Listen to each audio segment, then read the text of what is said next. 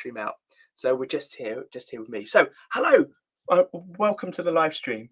Thank you, those of you who have been in the chat for a while. I've had a few issues, but it's all working now. I am here with the guitar that Ray from Tasmaniak Guitars sent me the design for, that I printed up. I've got all the bits here. It's like a jigsaw. I'm going to talk about how it fits together when I put it together in a minute. Here I've got the plastic weld I'm going to use. Now, this is a new bottle, but it's the same weld I've used before on other things. I think it's quite good. Ray thinks it should do the trick. Unfortunately, the plastic weld he recommends I can't get in this country, in the UK, without paying ridiculous import charges. So this cost me £20, or just under £20, including shipping.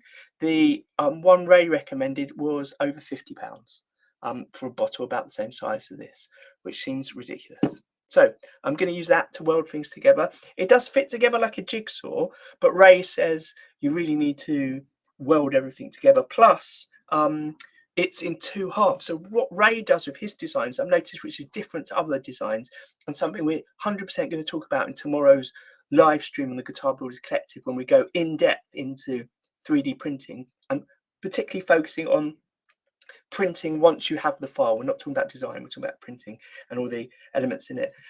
Ray seems to do his in two halves, which seems quite unique. Everyone else I've seen does them in thicker parts, a thicker jigsaw that all fits together, or in a way that sort of tessellates together, like Mark, who's also going to be on the stream, like he does. So Ray reckons his strength comes from the walls on his. Now, he had recommended print settings for his, but I've just got the printer. It's a Bamboo Lab P1S, and what I wanted to do was just do a really quick print. So I've done it on the standard setting, print file setting, which isn't as brilliant as or strong necessarily as the settings Ray suggested, but it meant that basically I printed all of the teal stuff in one day, all of the white stuff in one day, but not even a whole day. It was pretty quick.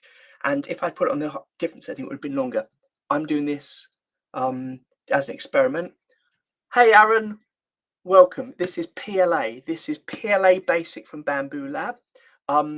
It's not actually what Ray recommended, but it's what I had. So I'm giving it a go. And there's one other reason I haven't mentioned yet, which is why I'm giving it a go. I'm currently writing a book on how to customize electric guitars, particularly focusing on paint finishing. And I'm very much aware that if this book's going to have longevity, it's got to cover a range of techniques. I'm talking about classic and modern techniques.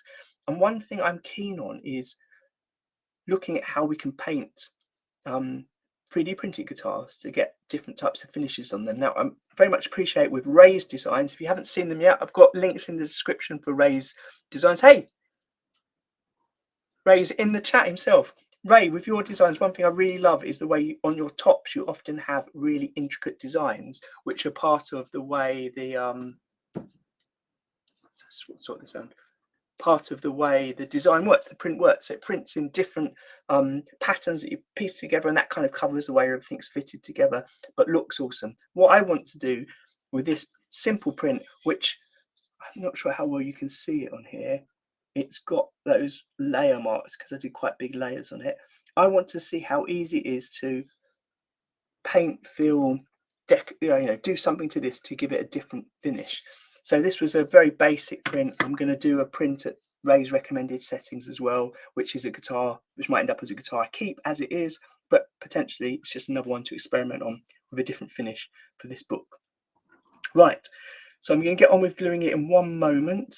Just to say, I've become very aware that I use a lot of very toxic things. So I often wear my mask, but I might not wear my mask so I can chat while I'm doing it. 20/50 it sticks. Paint is rough, 50/50 paint stick. Yeah, so John in the chat says he's printed 7 of Ray's guitars. Yes, John. So one thing I want to do is find out what sort of paint works and how to get it to work with the different types of printing filament. Now, I found some particular type of paint, acrylic-based paint, which is spray on, where there's an adhesion promoter that should help it, but it's all experimenting. but then that's why I want to experiment with it, so I have a section in the book all about it. Now I'm one thing short, which is my paintbrushes. So I'm just going to walk my camera around so you can see a bit of my workshop when I do it. Now it's not as quick as it should be on here, but I'm going to change it to this camera so you can just see around my workshop. It's a bit of a mess at the moment, and one reason it's a mess is I've kind of set it up to take photos as I'm working on loads and loads of guitars for the book. So I've got lots of these templates I made just to do paint staining tests on, to demonstrate staining tests before I go into actual bodies, because the basic cost of writing the book is already going up quite a lot, and buying lots of bodies would be ridiculous.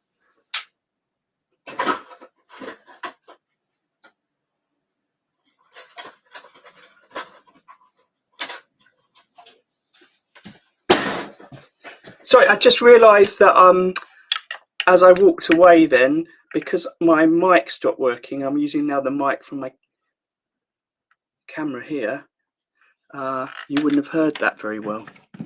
But what I was saying was, I've got a lot of stuff in my workshop because I'm painting lots of demos for the book.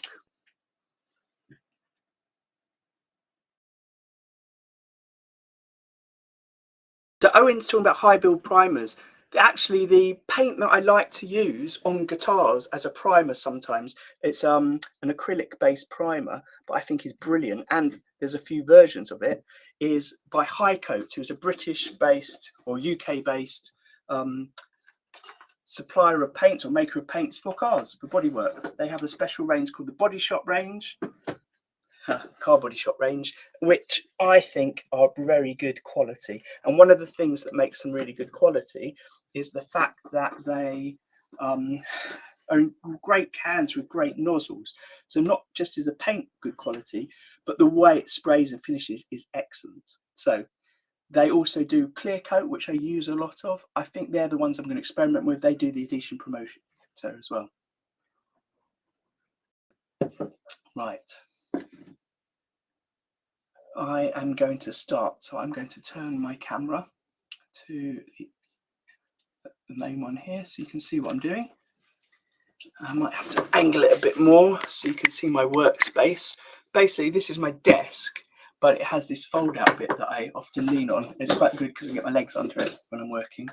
I'm going to start just by, well, we've got John and maybe Ray still in the chat.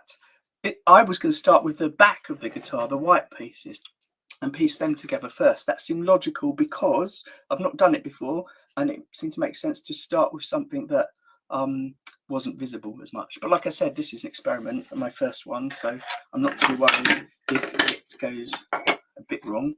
But yeah, if you've got a suggestion of a better way to do it, let me know. But let's piece it together. I was slightly tempted to do this in the week. Ray said that one of the things about printing all the parts out is you'll just be too keen to just get it assembled together, but I wanted to wait till today. I was also quite keen to get my girls involved in printing it, assembling it. So I'm not going to fully push it together, just going to get it roughly in place. Now my use of this edition primer weld before was I just basically used to put it in the gaps and used to seep in, it used to suck into the gaps. I'm not sure if that's the right thing to do or if I should paint the surface and then push it together. John's recommending starting with the back as well. I have lots of vices. John, have you got suggestions? Oh, is that for holding the two halves together? Don't worry, I've got all of that up here, just out of shot. You'll see that in a minute. I've this desk that I'm working on is the desk where I often assemble things. It's where I put parts of guitars together, but it's also where I do a lot of the work when I'm not doing very messy cutting, because I do that at that end where my extractors are and stuff, but where I'm doing more hand cutting based stuff. And I have all these tiny clamps here, which are really useful for holding things together as I work. Do the surface, then wipe the excess. Perfect. Let's just get all the bits together. Thank you, John. I'm glad you're here. I don't know how long this will take, so I don't know how long people want to stay around. Oh, the other great thing about doing it like I did with the rough print, you know, the not great quality print first, is that I learned a few things as I was going along. So some of these pieces I printed one way and some I printed the other, which means that some of them on this surface have got the top surface of the print, so you can see the lines on it, and some of them have got the bed surface, so you've got that texture on it. Absolutely my mistake. Then I flipped it round so that the top of the guitar was all pointing in one direction. I was assuming I'd flipped it so that all the top surfaces of the guitar had that lovely texture of the bass on it, but I stupidly flipped it all so it was all pointing upwards. But doesn't matter, like I said, I might paint over it. Right, so this is potentially how I'm going to go. John reckons start with the spine and work out. Got my plastic world here, I've got my brushes. I'm going to get something else.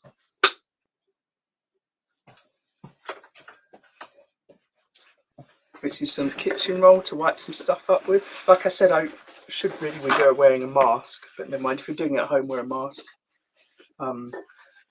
I wear a mask which is the ABEK1 filter, which I use for everything I wear, everything I work on, because it's one of the best filters you can get. Although some people are now telling me that some of the paints I use don't work, or this filter doesn't really work with them, but I don't think that's 100% the case. But as with everything, you know, you can't be completely safe. Probably the safest way you can be completely safe is by having one of those all-in-one suits with its own air system filtered into it, which I know a few people I know use. Mark from Hilditch Guitars does, for example. He was a guest on the Guitar Bros Collective podcast a while ago. Right. If I'd got here earlier, what I might have done was start off my camera that I also have to go above to do a time lapse, but that would do that on my next build. John's saying a lot of his pieces are a bit smaller when he works on them. I wonder if these are bigger because of the shape of the guitar or the way it's finished. That's a good question for me to ask Ray tomorrow, to see if there's a reason why he makes them in certain sizes. Like I said, tomorrow's not so much about the designing and the CAD of the guitar making, but one thing it is about is printing, and choices of how you divide the guitar up to print are quite important. So that size will make a difference. I've got one other thing I need. Hold on.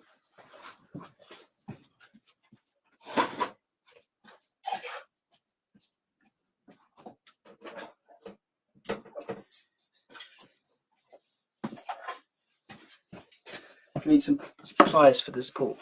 Now, I don't know if this is going to work, but a trick that I got from Adam Savage when he was talking about kit bashing, as some of you will know I use kit bashing in my guitar sometimes, is he puts his plastic weld into an upturned tin can.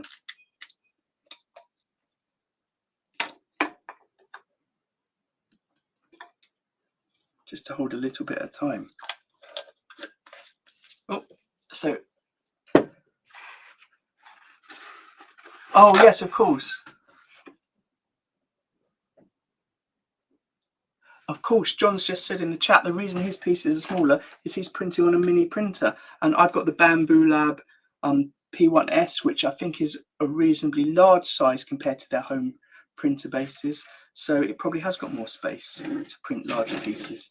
That would make sense. Right, let's just see how well it fits. So you can see it just slots together like that. Really straightforward, really easy. What I might do is go back over this video and put timestamps in for anyone that's watching, so you can jump along with the bits. So right, here's the middle.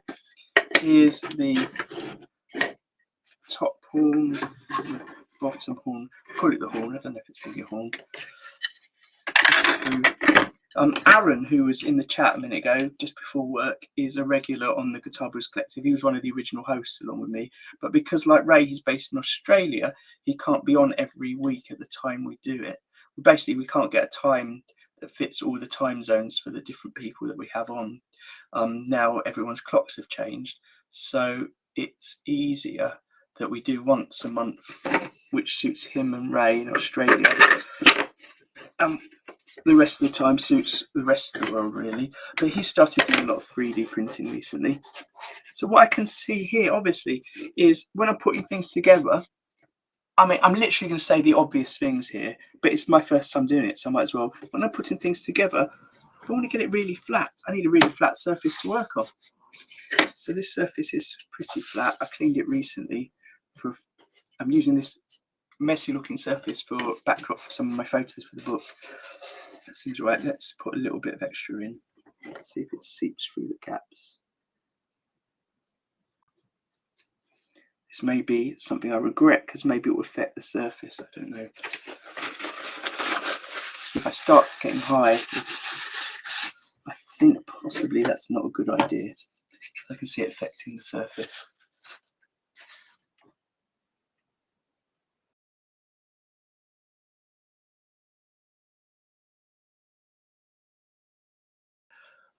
So Barry's got a question for Ray. Ray's really open to things if you message him direct about the guitar that Barry's got not having all the parts for it, which obviously is a pain. So I'll get him to check. But yeah, he's really good. What Ray seems to do, if you buy files from him, is you can have a chat with him and he can set up a print file for your printer. Yeah, look, here you can see these were made, so this surface was on the bed when it printed. And on this one, this was on the bed. So these don't quite match, but like I said, it doesn't matter what I'm doing.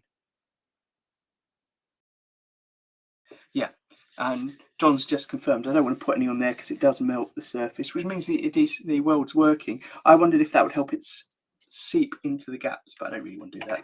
Right, so let's paint the surfaces here.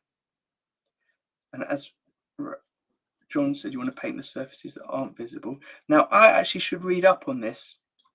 I wonder if it works like a contact cement, where if you do both surfaces, so both surfaces are tacky, both surfaces have started to melt, then they will adhere better to each other than if you just put it on one surface. Like some other glues. Some other adhesives work on one surface, some work on both. Some you put the glue on, let it sort of, not wick in, but you know, affect the surface, and then you come back later and put a second coat on before attaching them together.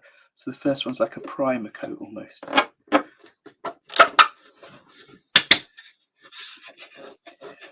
mean, I can feel it's pretty flat.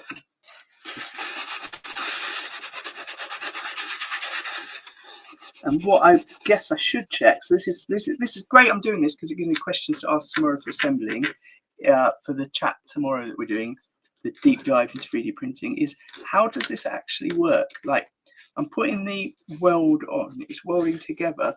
Is there another solvent I can use for when there's any spills or any sticky bits here to clean it up with?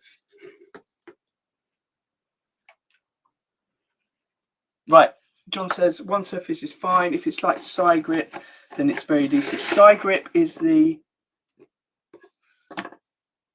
adhesive, was the weld that Ray recommended that cost a lot of money for me to import. Yeah, look, what's happening where it's leaking through is it's picking up some of the stain from the table.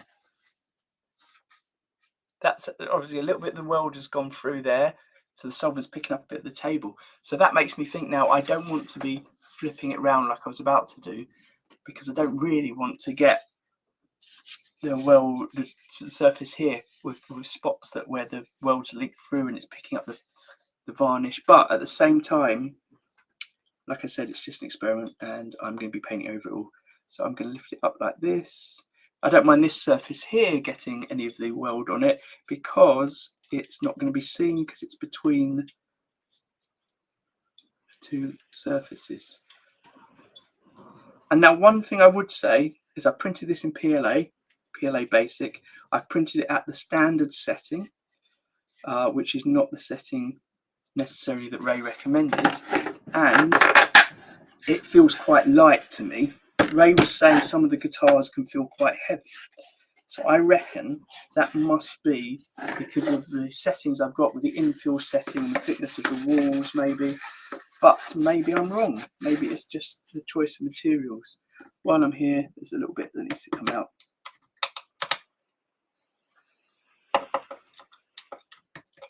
Don't know why that bit needs to come out. I will find out when I put it together. It seems to be like the wire that feeds through to the pickup, but I don't know why it wouldn't be channeled all the way through. Anyway, we'll see.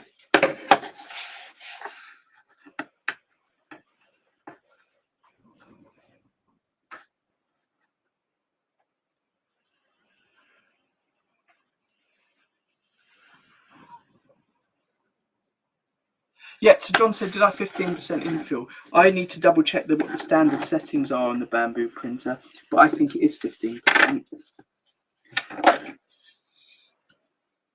I think the difference between the basic settings on it are the size of the layers more than the infill, actually, now I think about it.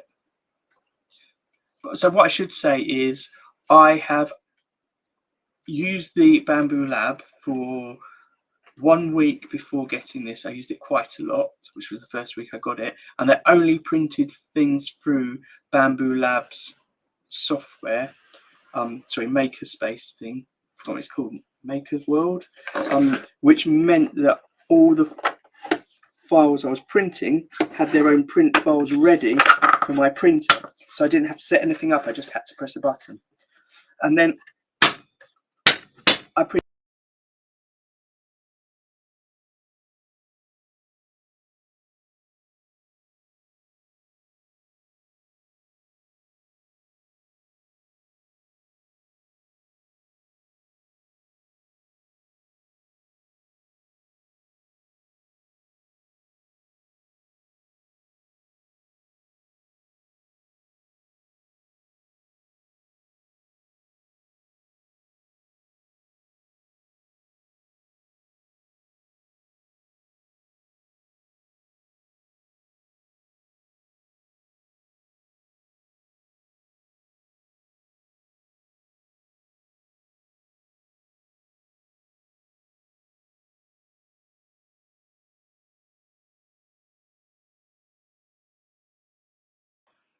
Hello? Okay, yeah. So sorry, what just happened then is when I banged the table really hard to push the bits together. I knocked all the wires loose that connect my camera, this above camera, to the laptop. And because my mic battery ran out, I ended up having to use the mic from this camera here. So when that came loose, my mic went as well. Yeah. So what I was going to say is I have printed just from Bamboo Labs Makerspace, where everything that I downloaded, I didn't even have to download, just press a button, all the print files were already set up. I didn't have to do anything. And then other than that, I printed Mark Katerra's fret holder file, and that he sent, I bought, and I had to set that up in the printer, but that was my first time doing it, and all I had to do was press one button and it printed it. And then I printed a few skulls on the project I'm working with Ben from Battle Plan Harmonica Accessories, where we're designing mics clips that look like skulls, and I've been printing a few of them, and with those I've been experimenting more with print settings and infill and stuff like that. But otherwise I haven't really done anything where I've had to do any setup. Now what Ray sent me with the files, and he did send me the settings, but like I said, I didn't follow them. I just pressed the basic Bamboo Lab setup, standard setup, and it was brilliant. But what he can do, and what he seems to do for anyone that buys from him, is he gives you a whole breakdown of what settings you should use on which different types of printer, and he seems very open to chatting with you to explain what settings you might need on your particular printer. And also customizing the print file if needed. Yeah, so what I would say is, like I said, I made the mistake of printing the surfaces in different ways. So this one, which is just the top of the print, whereas this one was the bed, they feel and look different, which isn't ideal. If I'm going forward, if I'm going to do it again, I'm going to do it all correctly. And in fact, on this one, The bed side is more transparent. It must be thinner than the top side, which seems to be thicker and less transparent, and I prefer that more. So that might be something I talk to Ray about. Do I need more layers on the bottom side to get it to be a bit thicker so you can't see the grid work of the infill? So I'm really glad I'm doing this to help me understand it. If you are interested in joining the live stream tomorrow or watching it after the fact, I've linked that below. But we've also done, John's reckoning, probably 3 walls on the bottom. Oh, Ray's there as well, yeah. Physical persuasion always helps. I'm loving doing this, by the way, Ray. I might be converted to make, I'm definitely gonna make more anyway. More of this same one, more prints to experiment with. Yeah, so Ray's been on the show before when we were just focusing on him. Obviously, he's now a regular host, but he's been on the show before and we're just focusing on him and what he does. He's also been on the show when he was talking about what he called the plastic tone wood debate, based on some experiments he'd done. So those 2 episodes I put into a playlist, which is all about 3D printing from the Guitar Builders Collective chat.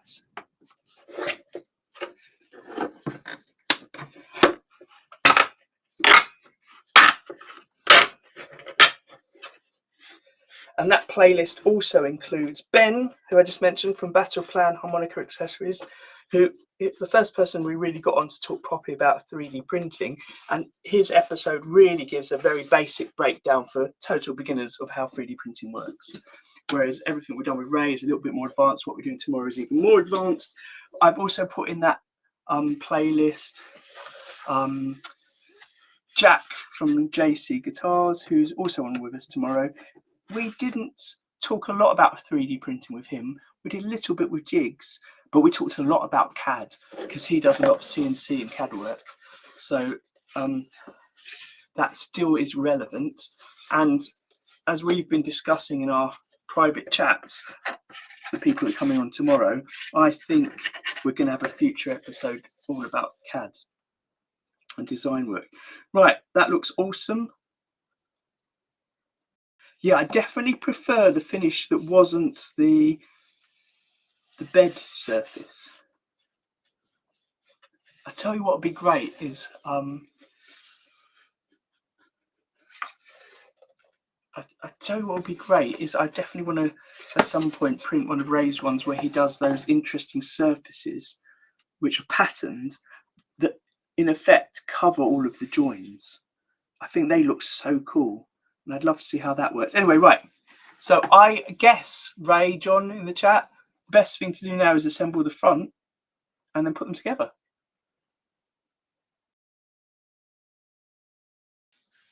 Yeah, as John said, the bed surface with extra walls or layers will improve how good it looks. Like I said, I did it on the really basic setting. In the really basic setting, that doesn't handle the slopes so well because the walls are quite thick.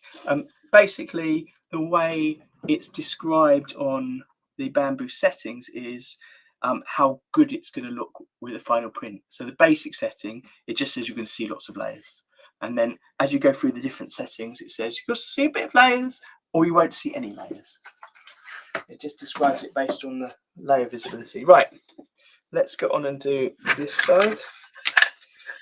John's starting at the neck. So one thing I've noticed, because I've already tested this, is I had a few necks. One fits perfectly, and the one I'm going to use, is like 1 millimetre too wide. So I might have to do a little bit of adjustment when I get to that. But I'm using the one that's 1 millimetre too wide because it's got all the hardware on it already, so that makes it quicker for me for tonight. Look at that. I love these bits that come out. I didn't know until I got the printer that it poops and that it has loads of waste that pushes out the back.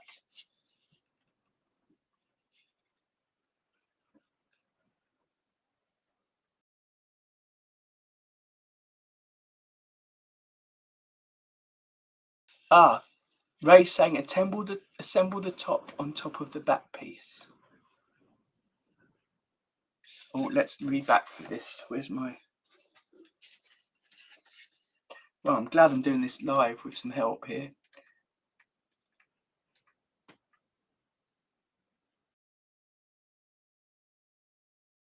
Start at the neck, line up the screw holes, assemble the top on top of the back piece. I put the adhesive on the back side, give it a second to allow it to bond, and shift if you have to be physical. Has anyone been watching Highline Guitar's 3D guitar build? I haven't. I like the guy from Highline Guitars.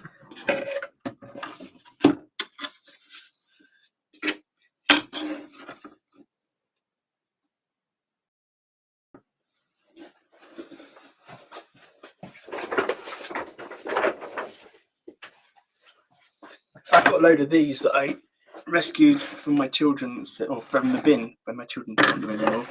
I'm just going to put these here, give me a slightly better surface to work on, I think.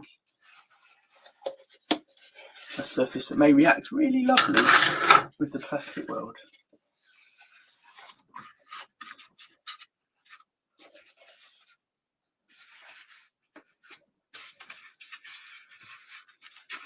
So Barry, is the Highline Guitars build a plastic neck as well? I've seen some amazing videos of people doing plastic 3D printed necks. I think are quite cool.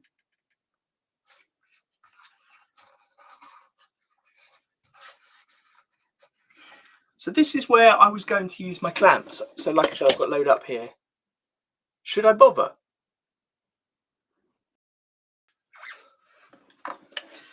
I guess, Ray, watching something like that when it's someone, Highline Guitars, who's maybe not an expert at 3D printing, is interesting watching along. Right, so John has said yes. So look, I'm going to get all my clamps down, ready. Actually, I'll just get a few of them down ready. Boom.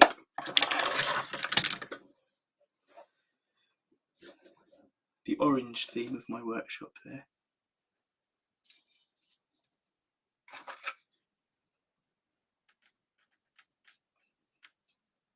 So I've said this before, but I often listen to music when I'm working in my workshop. Sorry, the radio when I'm working in my workshop, not music. But oh, that's interesting. It doesn't really want to. The surface that was against this one, that was against the bed plate, it doesn't quite line up. It doesn't quite settle on it. It's sort of bubbling up. Oh, pooling up. Let's try it again. Yeah, I've recently started using Audible and listening to books when I'm working, which I find is brilliant. I used to watch Netflix when I was working, which was great if I had a show that didn't involve much concentration, or didn't involve looking at the screen very much. Lots of exposition was great. But now having the audiobooks is brilliant, although I do find I have to rewind every now and then when I'm thinking about things and realise I don't know what the hell's going on in the book.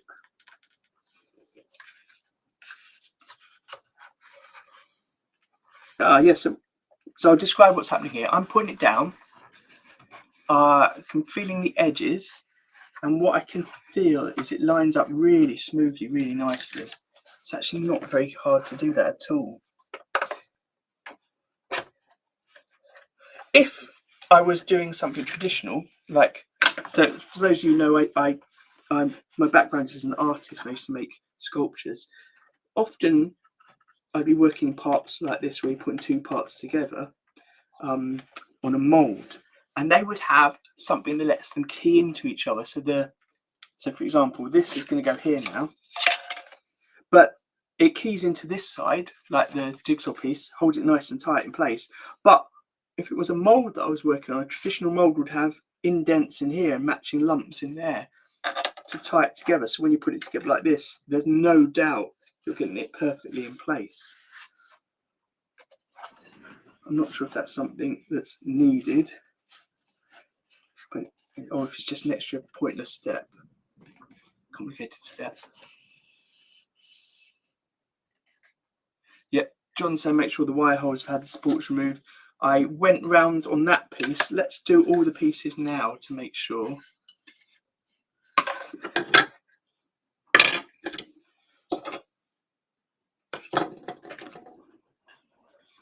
Yeah, so what you can see here, if you haven't 3D printed before, is this section here is the support that the printer set up and printed. So one of the great things I find about the printer is it just does all that itself. And the support is printed, as far as I know, with much thinner walls, not as thick infill. You can just pull it off like this. Or maybe not when I'm leaning over everything. There you go. And it reveals the shape underneath. Because obviously when it's 3D printing, if it's printing this way round and it's got that underneath, it's not going to have any support. So as it's printing, it could collapse. So it prints that support. And that support just pulls out. And that's what John's just said I should make sure I remove them all. This one's got some bits here as well, which is where the wire would thread going between the pickup and the main control cavity. There we go. And the bridge. Has the bridge got a hole going through it? I'm not sure the bridge has. Normally I would have a hole going from the bridge into the cavity to allow it to be earthed. Right, and that's my way down from the neck. So because of the way the neck works here, it's got this little dent here, which is basically going to allow that to key into place and not slip at all. Now that one's in place, this isn't going to slip. So it's really important, I guess, to get that as perfect as possible. So what's happening is I can see the jigsaw puzzle gaps appearing as I piece it together. And what I love about those other guitars of Ray's is the surfaces he makes that hide that jigsaw effect. So if you don't know what I'm talking about, go and check out Ray's websites in the links below. And like I said, for me, I wanted to do this test so I could experiment with how to fill the gaps, smooth them out and paint it. And like I said, I'm now going to, actually not now, once we've had this live stream chat tomorrow, I'm going to go away, make some changes and do another print ready to experiment on as well. So I've got a couple that I can experiment on, and also some scrap prints or prints that I'm making of other things that aren't guitars that I can practice the paintwork on. So let's just be extra strong and go around the inner edges here.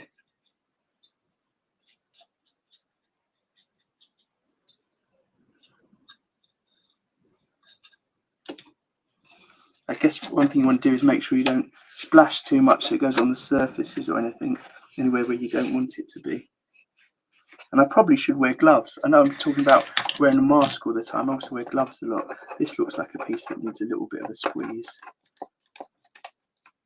There we go. And like I said before, I can really feel around the edge how well it fits together. I wish I could remember the name of the guitar. It's a bass guitar, but Yamaha made a range in the early 2000s that were plastic bodied, and they were amazing. I absolutely loved it, and I regret not buying one, and I cannot remember offhand what what it was called. RG something, I seem to remember, and it had some lights behind the switches that lit up. But anyway, I thought they were great, and the feel of this reminds me of them a bit. Let me just angle that back a bit more.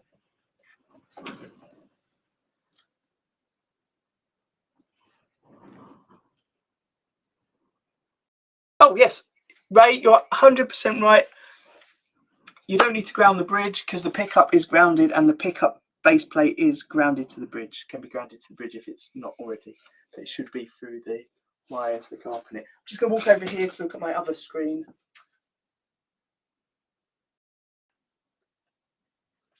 Nice.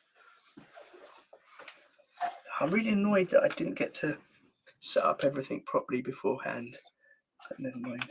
Now I'm going to just put a bit of weld on top here because I don't mind it leaving a mark, because that's going to be under the pickguard and under the neck pocket. I'm just doing it so it seeps in the gaps. Again, I don't know if you really need to do that, but it seeps in the gaps and seals it all together. And I'm going to do some around the inner cavity of the pickup. Again, doesn't matter, you're not going to see that. Actually, what would be interesting, John, Ray, do you ever shield your insides like you would do on a normal guitar? Seems to make sense you would shield it.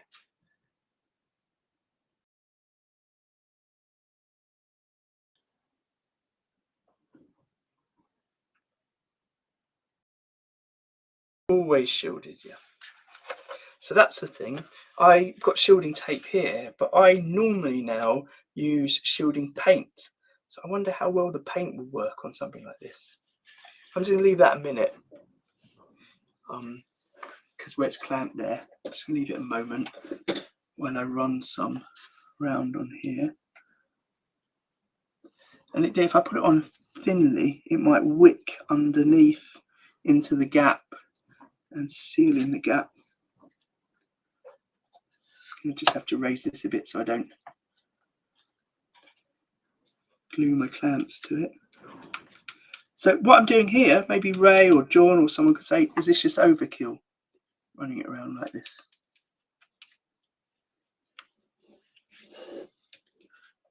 Yeah, I can see the gap there for where the wire runs between the two. I'm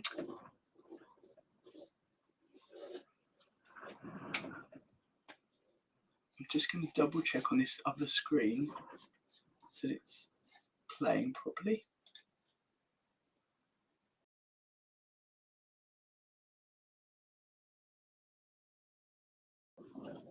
It is, just mute it. Okay. There we are.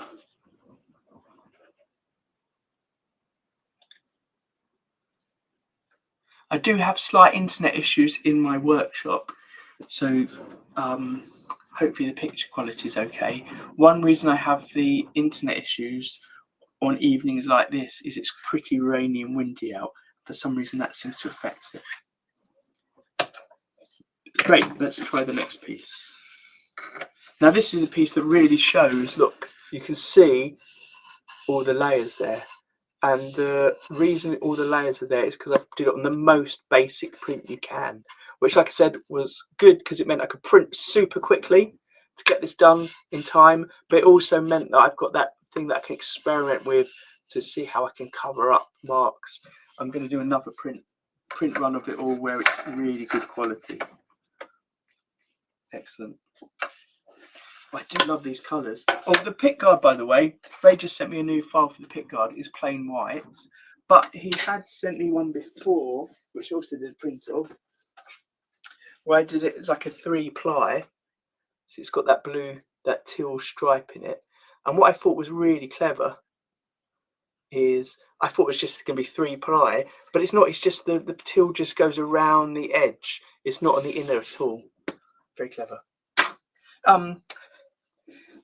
Yeah, one reason I'm not so worried about the pick guard as well is I'm going to, for the book, be showing people how to make pick guards, and I thought it'd be a good opportunity to use this one to make a pick guard for that was in one piece, because obviously my printer couldn't print one big enough in one piece. So just having a plain white pick guard for now is perfect, but I might end up making one in something different. I've got a crazy idea for how I want to finish the paintwork on this guitar. Something I hope Mark Gutierrez likes, because I'm going all in crazy 80s, I think. I might do yellow and black, but it might be neon pink and black. And it's going to be the base colour on the front is going to be the opposite of the back. So, for example, yellow base coat on the front, black base coat on the back, and it's going to have spatter paint on it of the opposite colour. So the front will look yellow with black paint splatters, the back will be black with yellow paint splatters. I'm going to have to design the way they interface together, how they meet on the sides, and then some accent details, like what I'm going to do. I might do the reverse on the pick guard, so the pick guard matches the back. That makes sense. Right, now I can see why John has said you can't have overkill, because I'm putting all of this weld on, but it's quite a big area. So I wonder how much will still be wet or working by the time I make contact with everything. So doing that extra seam is probably a good idea. And actually, now I think about it, maybe I should have just gone around the edges, the outside edges, just quickly at the end then. But never mind. If I find it starts to delaminate, then what I can do is just go around the edge with the weld, because it doesn't matter too much, because like I said, I'm going to be painting it all. So I'm going to do some extra just there to hold that together. That feels good.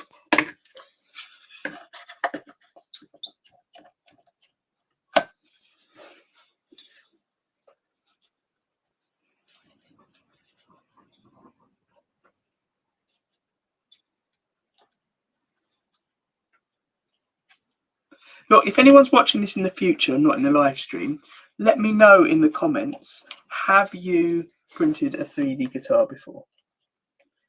Have you got any suggestions for techniques on how to fit it together? Have you got some photos you can share with me and the Guitar Builders Collective? If you don't really know, I've been mentioning the podcast, but if you don't know what the Guitar Builders Collective is, it's essentially a group of people that came together. Well, some people prior to the COVID lockdowns, but during the COVID lockdown, there was a big surge online of, particularly on YouTube, of people building and making guitars and sharing their builds. And this community was sort of built out of people that don't wick on the surface. Bigger brush necks, don't wick on the surface. Good point, John. Yeah, the collective came together of people that were not just uploading content themselves, but commenting on each other's, and just who maybe met commenting on some of the bigger YouTubers' videos. And that network sort of grew and stayed together. It exists as WhatsApp groups, and someone set up a forum. And then after the forum, so the forum was set up by Chris from Franklin Guitars. After the forum, Corey from Saul Good Guitars set up an Instagram account. Then Brad from BB Guitars set up a Facebook page. I started interacting with a small group of them quite regularly through WhatsApp and chatted to a few of them and said, does anyone want to do a sort of live stream where we all chat? Because I enjoy chatting. And I often just work alone in my workshop. And the sad thing about working alone in your workshop is you never get to talk to anyone. You never get to meet anyone, and it is quite lonely. And although chatting via, can you see me now? Although chatting via comment sections and WhatsApp is fun, chatting real life, or not real life, with actual voices is even better. So we set up this podcast, which is now an audio podcast, but initially for the first 50 episodes was just video on YouTube. You should be able to find the links via the description for this video. We've now, tomorrow, the deep dive into 3D printing is episode 73. John's just said COVID is why he started building guitars as well. Oh, that's interesting. John, had you had any experience building things prior to that? Yeah, so the Facebook page is great, interacting, people sending photos of what their builds are and questions about what they're building. The forum tends to be a bit more in-depth questions or like development build of people's builds. The Instagram is essentially where Corey shares work of other people. So if you're a member of the collective or you comment regularly on things, that's how you become a member of the collective. You just comment regularly on things. Yeah, if you comment regularly on things, then Corey ends up sharing and posting your posts, particularly your stories. He normally reshares stories. And then basically, if you're following the Instagram page and looking at the stories, you get to see a whole load of new builders that you might not have come across before. And you can start following them and interacting with them. So it kind of grows the community. So I missed what John said, maybe misunderstood. Oh, see you, Ray. Hopefully see you back soon. Hopefully I'm not still doing this by the time you join us tomorrow. Or later for you, tomorrow for me. So John, were you saying don't bother doing the surface here? I'm going to do it anyway. Why not? John just did web screen and databasing before, and guitars was his first foray into building 3D real life. I mean, web is still real life, isn't it? It's just different real life.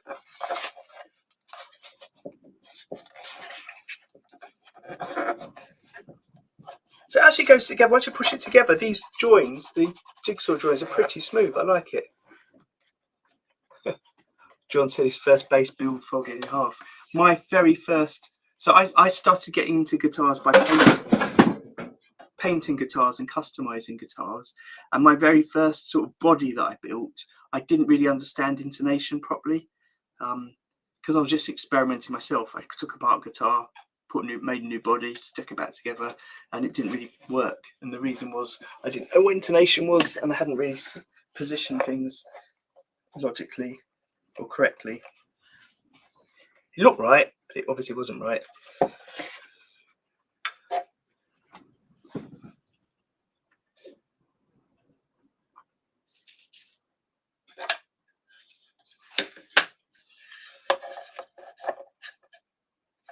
Right, I'm going to do this piece next.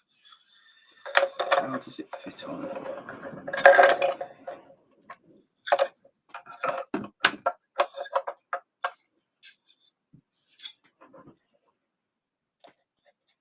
So there's probably also better brushes to use than this. Maybe a natural fibre brush would be better. I'm using a really cheap brush here, and I think the bristles have just melted together. I know once I've dipped it in the weld, it seems to separate it again. Right, where am I? What was I doing this way around?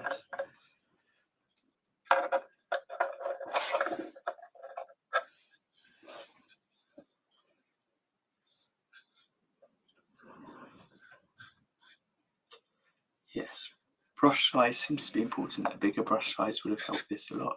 I've just realised my camera might not be angled well enough to see everything I'm doing. So I'm just going to finish this piece and then I'll re-angle it.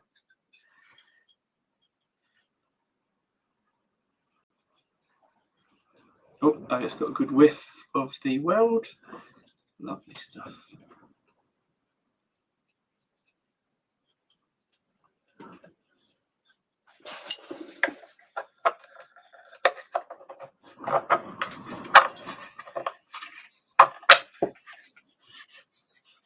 Oh yeah, now you can see there I put a bit too much of the weld on this, and it's gone onto the surface, and it has melted the surface a bit. Now actually, when it comes to painting it, putting the weld on the surface might be a good way to help hide the cracks, the joins, the cracks. Maybe I'll end up doing that. Like I said, this isn't one to experiment with.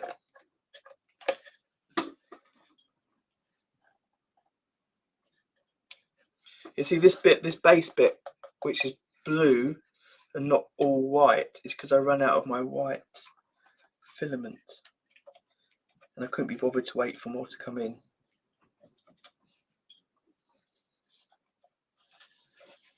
So what I can do is a test here in this gap. Let me just move this camera a bit. So I'm going to do a test here in this gap. I don't know how well this is showing up on the camera, but on this gap here there is a join. I'm going to just see, because that's inside the control cavity, I can just see what it's like if I put some of the weld on it, how well it connects the two sides, which might be a good idea for the first surface. I think I read somewhere that some people with their 3D prints, before they paint them, do a layer of acetone to help melt the layers together. Again, that's something I'm researching for when I go and paint this one. It's done a good job of sealing the layers. Obviously, it's made the surface a bit. You can sort of see the brush marks even. Whether that detracts from the layer prints, I don't know.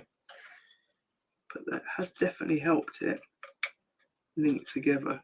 So I'm going to go around here and do that again.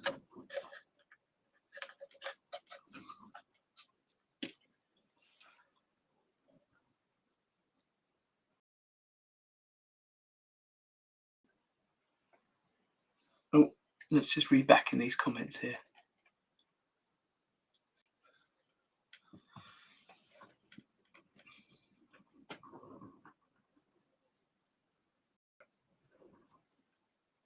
Barry said he was going to join in the Great Guitar Build-Off, which is what a lot of people are doing during the lockdowns, but procrastinated through research, which is what we all do. Started something for the Yergs Cup, but he still hasn't finished it.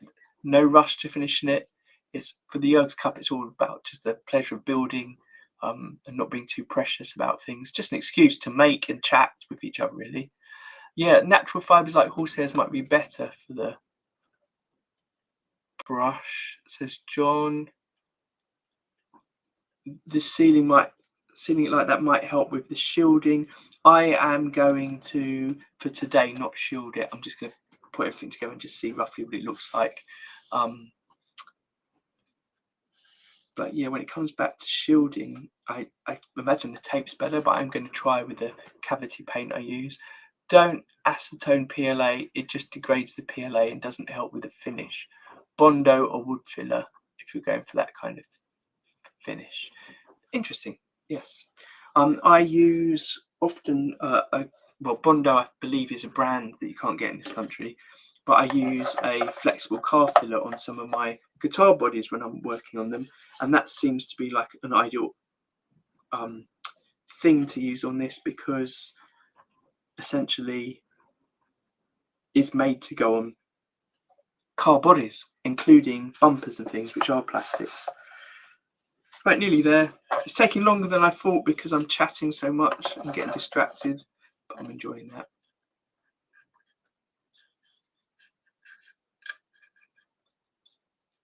So one thing that made me get the 3D printer was doing these mic stand clips.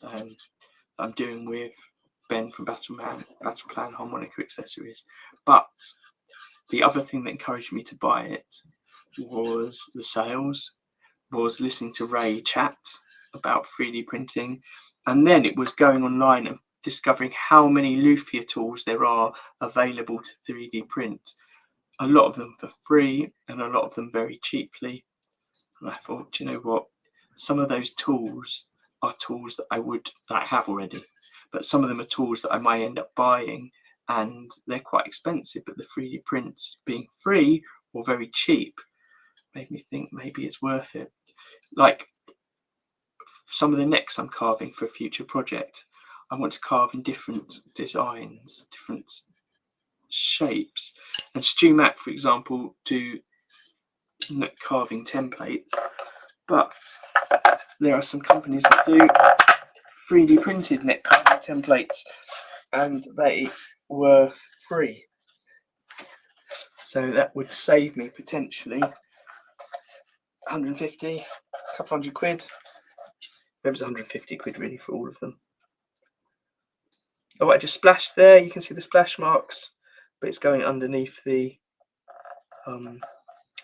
pick guard anyway. But still, that's a good thing to think about.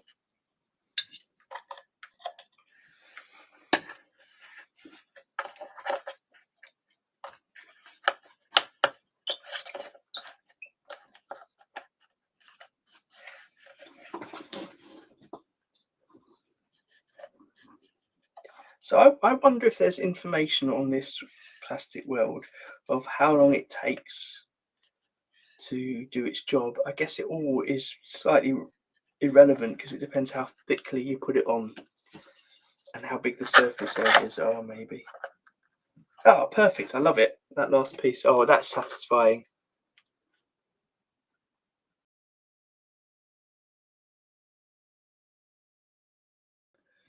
So John's saying the cavity paint seeps through the body somehow and doesn't stick well. So the one I use is a really good one from Nitolac. Affiliate links below. A really good one from Nitolac, and it's quite thick, and I think it's acrylic based. I'd be surprised if it sinks through, but I can understand that maybe it doesn't adhere well, and that's why I need to research a bit more for when I'm painting about how to prep the surface is better.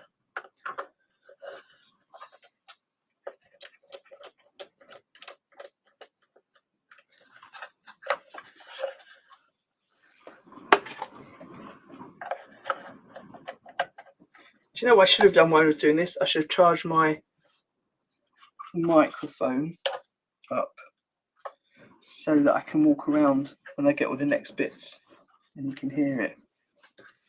Never mind.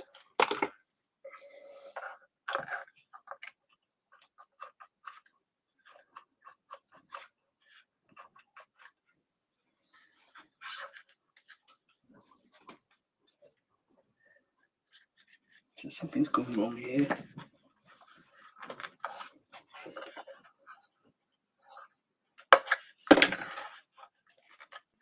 Oh, that's all right. Nice.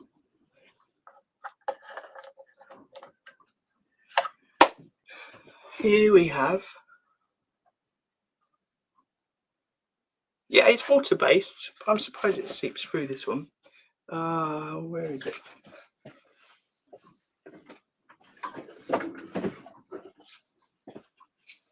This is the one I use. And what I'd say about it is it's really thick. So compared with some of the other shielding paints I've used, it goes on much thicker. And also, I don't know if that means it's got more graphite in it and makes it more conductive.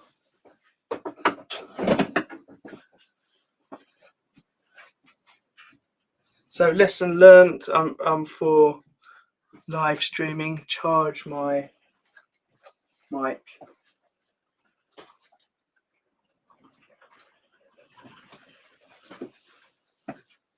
I've just plugged it in case I do go for a wander later. I'll be back 1 second. I'm just going to check on my main screen.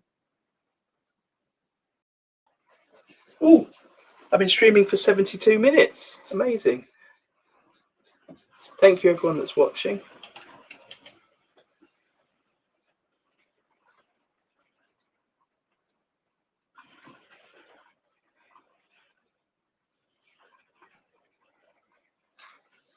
Yeah, and thank you everyone in the live chat that's hit a thumbs up. I appreciate that. Don't forget, tomorrow, 9 AM. So that is 12 hours from now is when we're doing the live stream to chat about 3D printing. Right. Well, that's good. It's almost all dissolved, evaporated even. So I can put that out of the way. Let me just move this a bit and have a look at my neck that I have. So I'm using this neck because I had it handy and it's already got all the hardware on it. It's from a Paisley guitar. I've got to say, it's okay. Needs some fretwork, but if I'm keeping this guitar to use, then I can do that. And do you remember I said I thought it was about 1 millimeter too wide? I think that is the case, unfortunately. It's so annoying. Oh no, wait, it's going in. Like I said, I've got another neck which is about 1 millimeter, not as wide as this, and fits really well, but it's in quite bad state. It's been taken off of a second-hand guitar. I bought lots of second-hand guitars for the book I'm writing because I need to do loads of demos on the book. Let's swap this around a minute. I need to do loads of demos for the book of paintball jobs, and in order to do that I need lots of guitars to do the demos on. So it seemed sensible to buy in a load of second-hand guitars so I can just quickly do some paint jobs on it, but also at the same time I can demonstrate stripping guitars and different methods for doing that. So I've got lined up for tomorrow afternoon. I'm going to do chemical stripping, sand stripping and heat stripping on 3 different guitars for demos for the book, and then I've got another 4 guitars to strip as well. Actually, one of them I might not strip, I might just use an example of how to paint over already existing paint. Yeah, all fun. Now what I've just seen below, which you can see in this small photo, is the guitar absolutely taking shape. That is so cool. So although I love Meteoras, I've never actually played one. I should go and check one out in the shop. I live in Brighton, or just on the edge of Brighton, and Brighton's got GAC, guitar and keyboards, which have got a really good web presence. They've got a good web shop. They also, well, not so much anymore, but they used to do a lot of YouTube content. I think their social media guy left. He was really good. He did videos about their stock, but also just kind of histories of brands and stuff like that. Well worth checking it out. I haven't noticed them do anything recently. I don't know if they have stopped because he's left or they're just not doing anything. I did message them, I messaged him when he was there, asking if he wanted to collaborate and do some stuff with a guitar tech or luthier, setting up guitars and showing their customers how to set stuff up, but they didn't have the capacity to do it then, or politely didn't want to do it. But maybe I should contact them again. They're just down the road. I'd love to do stuff with them. But anyway, I went into their shop, checked out their guitars, and what I like doing is walking around the shop, looking at finishes and seeing trends, and particularly seeing things I like the look of, like looking for finishes that I think I might like to do myself. And I've got to say, I didn't see many I liked last time I went in, but I do like satin finishes. I saw quite a few very cool satin finishes. What else did I see that I liked?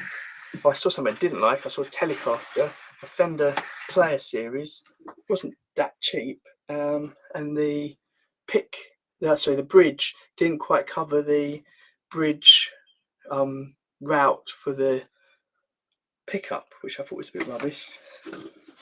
Apparently it's quite common, but still, when you're paying that amount, you'd think they could get it right. It fits.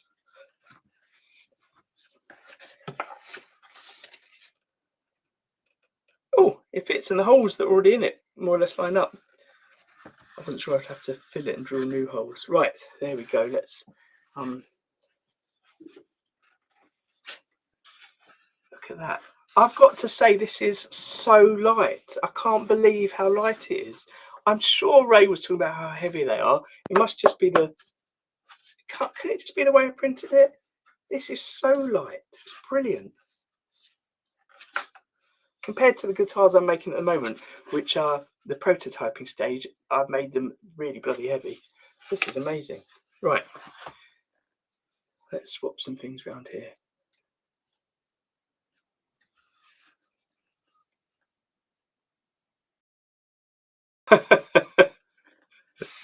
John said, be a little bit worried about the quality of my print. Yeah, I mean, maybe I haven't printed it well enough and it's going to carve up. And that's nothing to do with the quality of the print.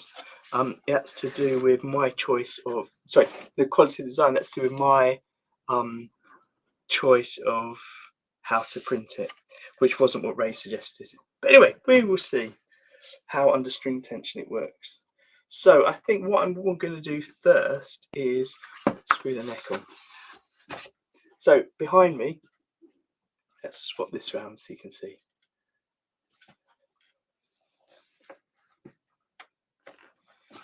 Behind me here, behind Vigo,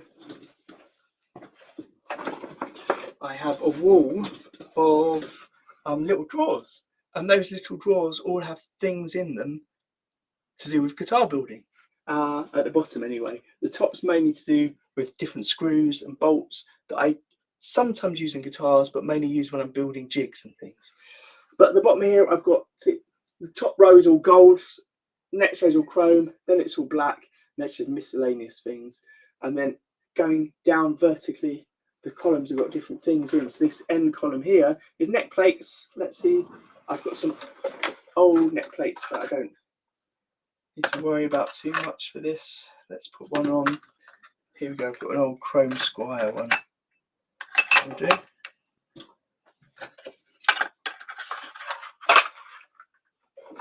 And then I've got next to it. Oh, have I got any screws left?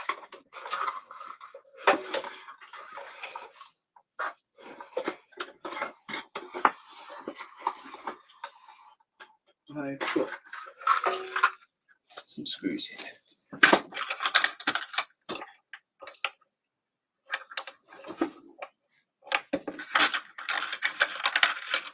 But have I got a full set?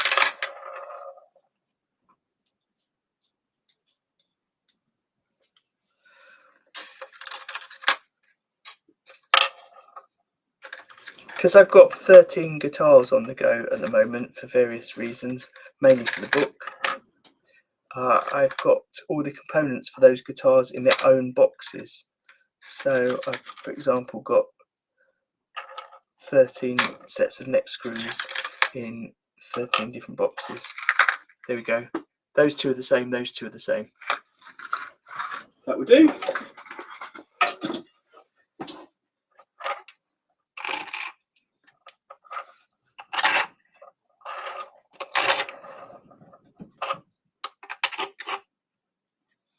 And if you're picky, I put that on the wrong way.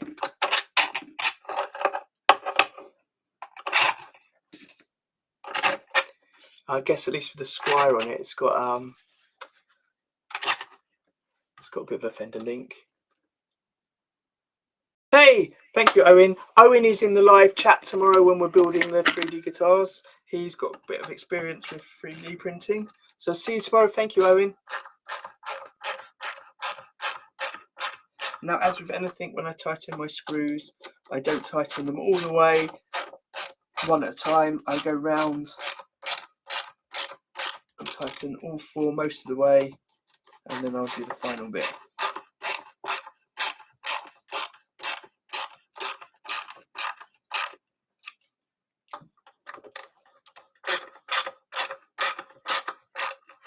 So one of the things I definitely want to discuss in tomorrow's stream is the thickness of walls and the infill and how that adds to the weight, the strength, and the ability to resist the string tension. I'm not 100% sure. Oh, there it is. Look, I've got the neck in flat, I was going to say then. But I think it is in flat. Because like I said, it was very, I mean, it wasn't even a millimetre. It was so slight how wide it was. How much wide it was. There we go. Yeah, look, cheap neck, I can feel the fret sprout there. Perfect. Right. Let's just see what this is going to look like in place. Yeah, that's it. Yeah, that's it again. It's slightly too wide, the neck, for the template, for the scratch plate. I might have to narrow the scratch plate slightly. Let's work that out. Where would I narrow it? So I'm just going to do that bit there. So just down here, I've got my files. So I'm going to do this on camera.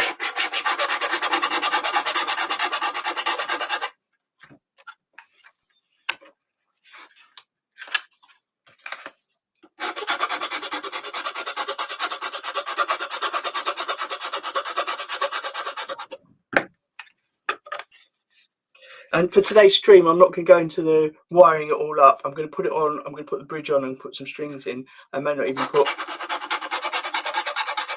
I ought to put pickup in if I've got one.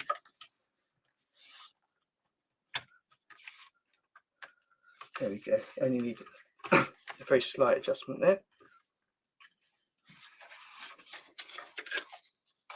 Oh, sweet! Look at that. Right, because my mic's not working, I'm just going through the mic on my camera here. Can't really do a walkabout like I would like to. So I'm going to do a walkabout in silence. I'm going to take this camera with me, and I'll just talk really loud. Hopefully you'll hear me through the mic, which is not with me when I walk over. And I'll show you my bits and bobs over there. By the way, I've got a members. People can join my membership, and on my. Oh, it's hard not to push. Hey, hello, Bill. I was just about to say, I've got a membership as well, and on the membership, I have been doing almost weekly. I haven't for the last 2 weeks because of the Kickstarter I'm working on taking over. I've been doing a tour of my workshop. So I think there's 15 episodes so far. Each episode looks at a slightly different element of my workshop.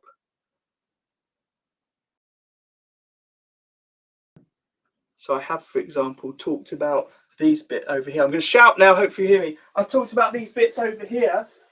My drawers where I keep all the parts. Here's my telly bridges.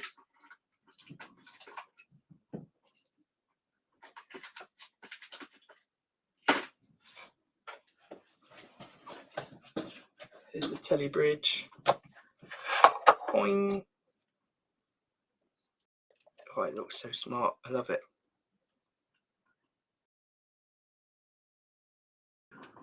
Now, have I got some pickups? Let's see.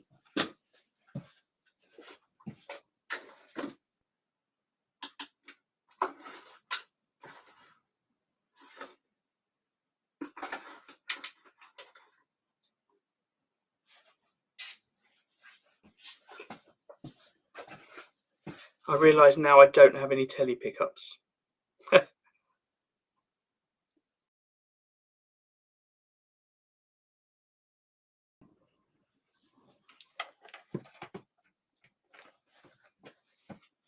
So I don't have any telly pickups, but I have these, which I could potentially put in for now.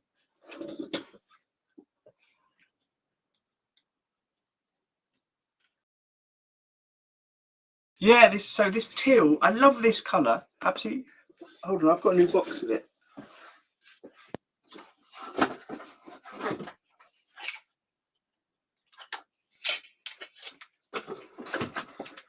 I haven't got the box, hold on.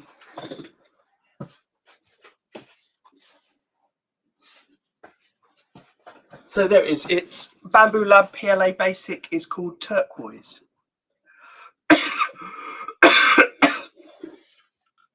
Excuse me.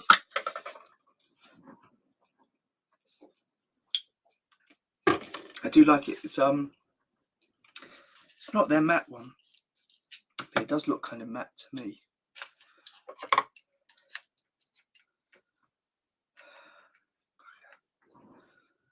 I can't be bothered now to make this fit, so I won't. I'll just put the bridge on. Like I said, it was all experiment to see how it feels. I wonder if this one would fit in here though.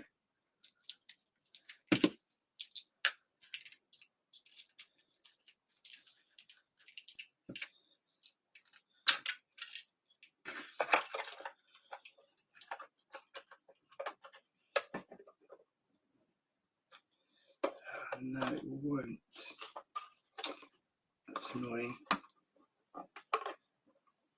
Alright, so I'm going to do what I said before, which is not wire it up, but string it up so I can at least hear it acoustically. Which was my main plan for tomorrow. And on my list of parts to order are some telly pickups, a telly pickup set. Where to get it from though? I've been buying from Warman recently.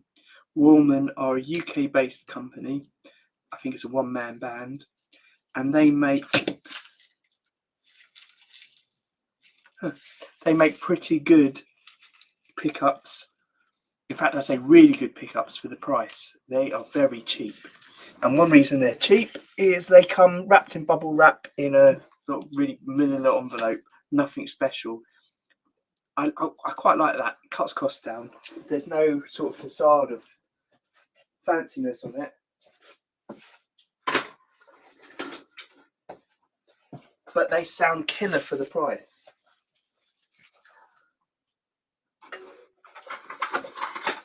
But then at the same time, I've been using some Tone Rider pickups recently. I'd love to try their telly set, so maybe I'll do that. Right, let's get this on.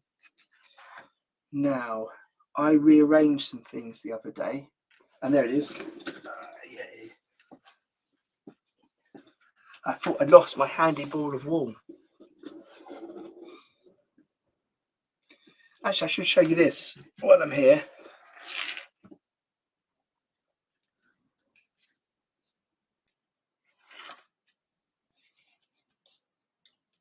So this is the wall I've been leaning out, or the cupboard I've been leaning up towards.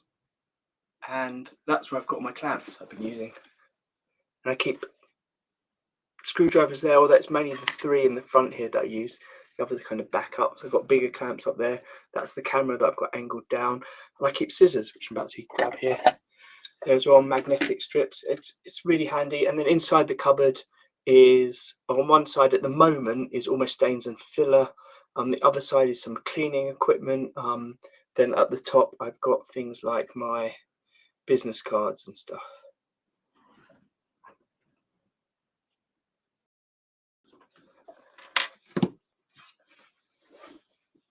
Right, let's do this classic old trick.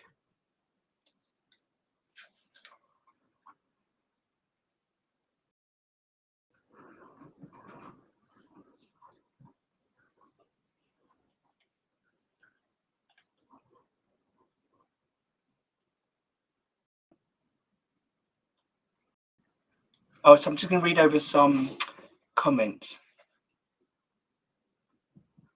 Oh, about the big scratch. Yeah, so Bill, if you missed it, it's all 3D printed and put together. So the scratches are not scratches there. If you see anything, it's to do with the way it's been printed. I've printed it at a really basic level, partly because I want to experiment painting on it, and also then want to print a much better quality one. Ray's in the chat at the moment. It's one of Ray's designs. Ray recommended print settings, and I haven't done the print settings he recommended, because I just went for a quick print just to see what it was like. Because what I wanted really to do today was find out what it's like to assemble it, because tomorrow's live stream we're going to talk about the actual printing process and printing 3D guitars and how it all works, and knowing that there is a quality that's incorrect is part of that, but also I just wanted to know what it was like to fit it together, and I didn't have much time to do the high quality print. I printed everything in here in 2 days, and they weren't even full days. I mean, I start work at about 8:30 or 9 o'clock, and I finish work about 5. I did all the front in one day, all the back in another day, but amongst doing other things.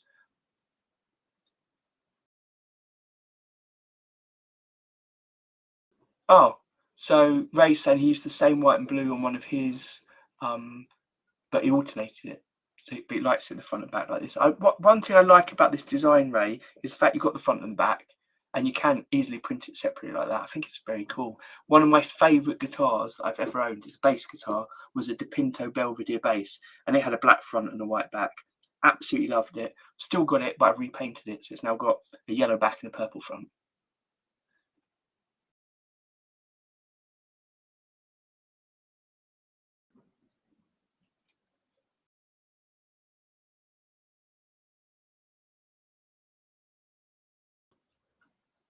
Oh yeah, so Bill's just mentioned Bill Taylor Sonor and Sidewinder pickups. Basically, I agree with you, Bill. Once you've got pickups you like, sometimes there's no point trying anything else. But every now and then I get tempted to try a new build, a new maker, particularly a small builder in the UK, that I can get direct from them and support them. And it's nice to get it, but not always. It's not always worth it for some of the builds I'm doing. Sometimes spending a lot of money on a boutique pickups isn't necessarily the right thing. Yes, so John's saying string it up, see what's going to happen. I'm going to string it up. I'm going to string it up, and I'm going to leave it strung up for weeks, and then we'll see what happens. Come back to it in a few weeks' time. Right, so let's get on with stringing it up. So I'm going to string it up, first of all, with some wool. And what I do is tie it like this. And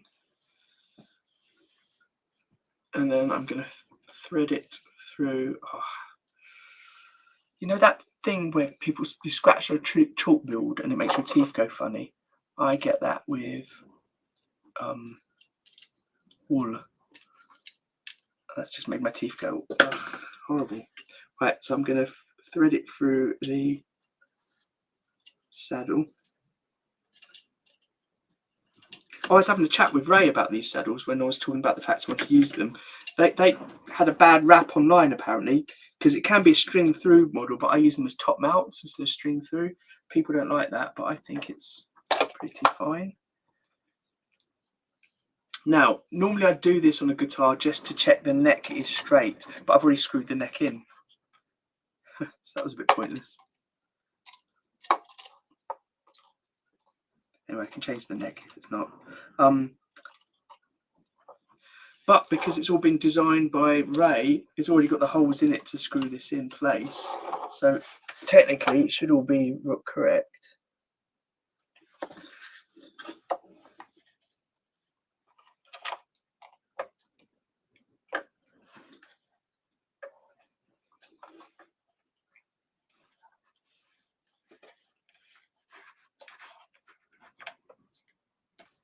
hold on. Right, turns out I can't multitask and chat while I'm doing this task. There we go. So if the holes line up here, what I can see now, that the holes for the bridge are there, and it means the strings are perfectly in place. If anything, I could jog the neck very slightly. I don't think I need to. Right. Now have I got the right screws for it?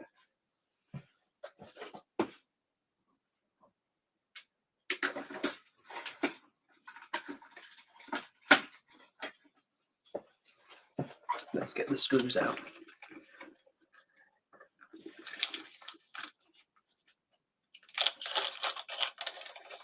So one thing I want to talk about with oh,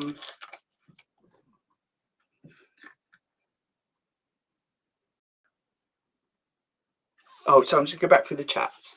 And one thing I want to talk about with Ray tomorrow is when you're screwing the scratch plates on, how do you decide? Like, I'm just going to screw through the plastic, but like these have already got the screws in it, so presumably there's more of a solid wall around them, which is presumably something that's needed for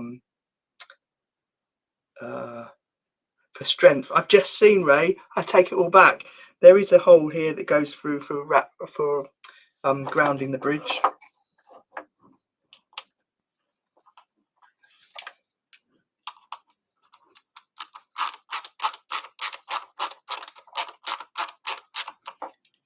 There we go.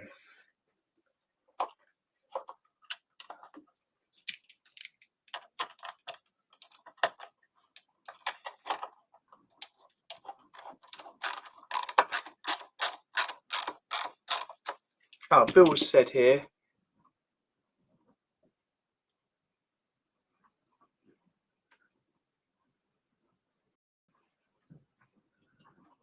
Yeah, Bill said he's not a fan of string through, actually. Yeah, well, I'm glad you think this is great. Allow you to modify the design. I am absolutely up for working on this, playing with this, and letting you know if anything isn't right. But it all looks great to me. I'm gonna have to do this properly, and take the saddle off. Oh, there we go. Now I've moved the saddle enough that I can. I'm just putting the outer screws in at the moment, and like before, I'm not screwing them all the way down.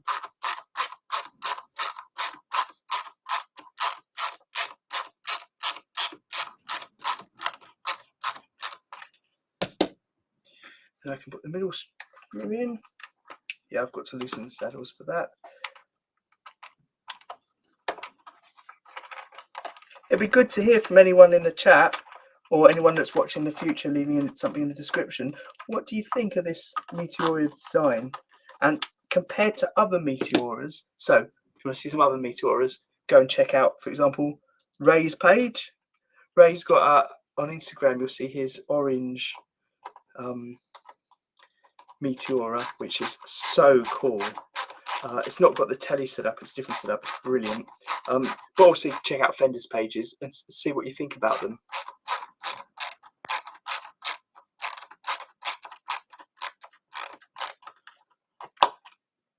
So I'm trying to read the chat at the same time as screwing here.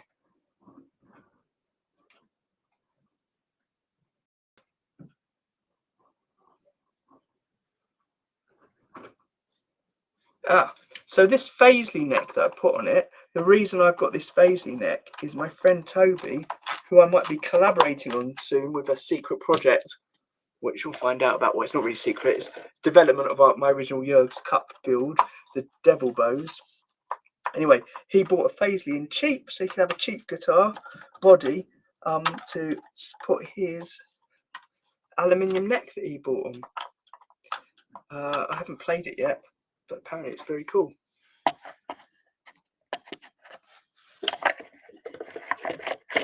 It's useful. The one reason I use this bench to set up a lot, because I use this bench to set up a lot, I put all my tools that I need over there for it. I then got just over here outside, my actual setup bench for when I'm doing proper final stage setups. And what I probably should do is put a bit of paper under these saddles so they don't scratch the surface too much. But there we go. Let's do this.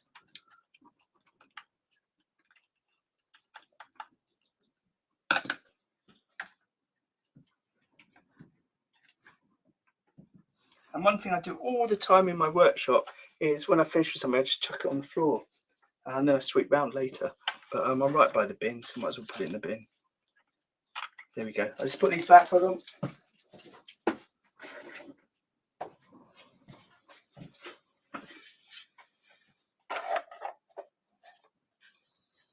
Now, what do I do? Do I push this so it's touching the bridge? Or do I have it, because then I've got this little corner there, or do I have it so it's slightly away from it? Now, if I do that, then that doesn't match up. So I think I'm going to do it touching. There we go.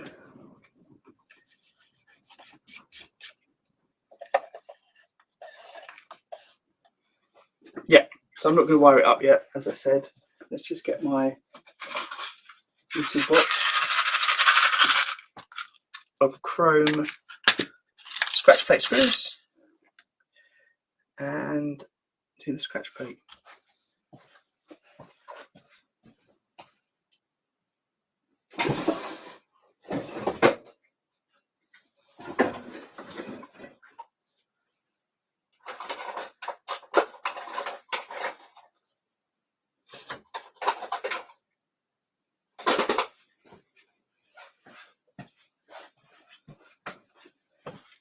So I've got this. It's a center finding drill bit.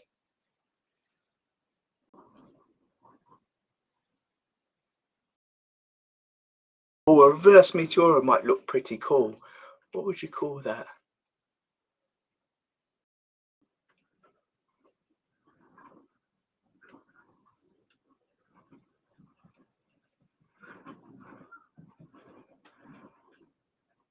Oh yeah, Ray, let's put the link to your orange one in the article you just got for big reps in tomorrow's chat.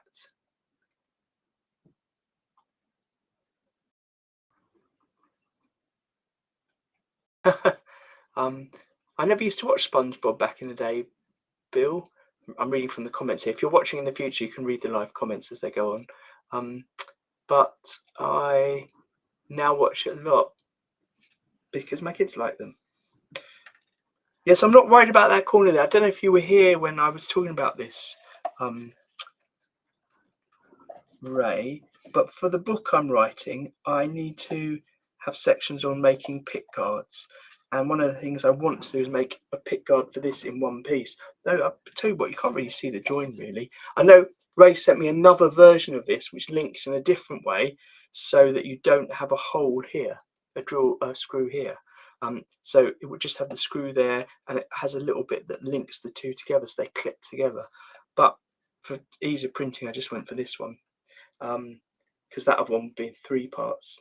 Yeah, so I'm going to be making a pick guard for this out of one piece, clear perspex so I can back paint it. So I'm not too worried about it. Let me just get my drill.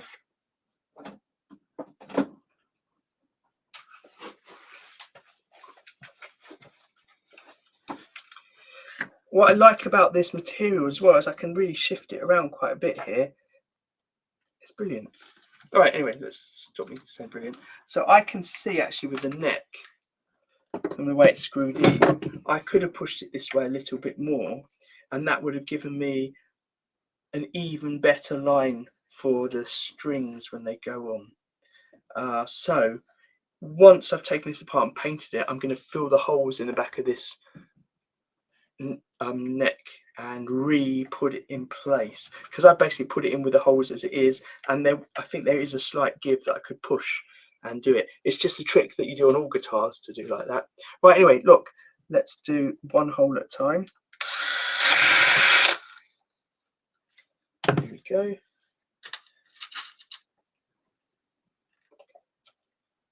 Oh, it's nearly 10.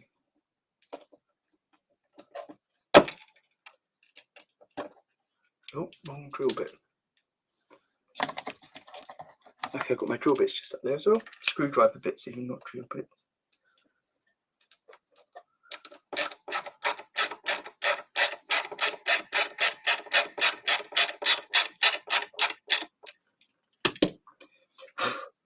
Now that was interesting. As I was screwing it in, you could hear the sort of echo of the screwdriver in the body.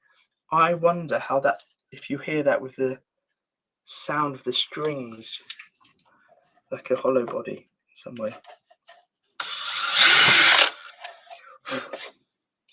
Once I've got these two in, I can go around and do all the other ones.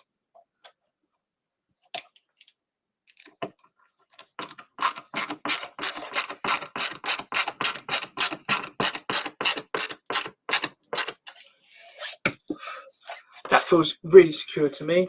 I'm happy with that.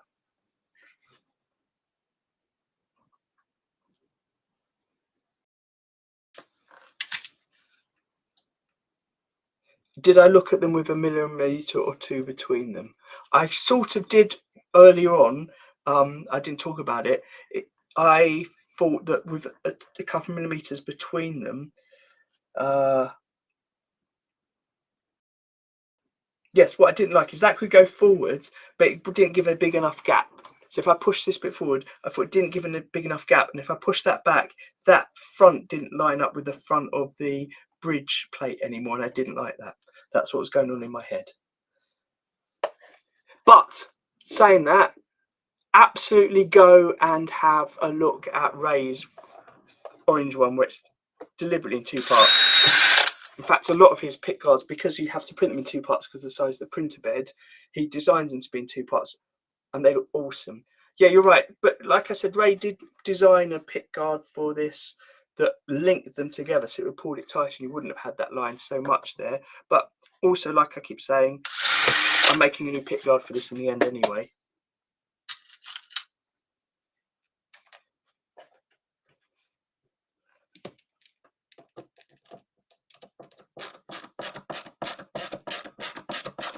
Oh, Bill, you probably didn't catch that at the beginning. I'm building this guitar partly so I've had an experience of putting one together, so I can join in with the chat tomorrow on the Guitar Builders Collective podcast, where we're talking about 3D printing guitars. So I can join in with questions about the actual physicality of putting it together. I put on slightly bigger screws there. That's weird. They don't all match. I'll take those two out, I think. Let me get some matching ones first. 1, 2, 3, 4, 5, 6.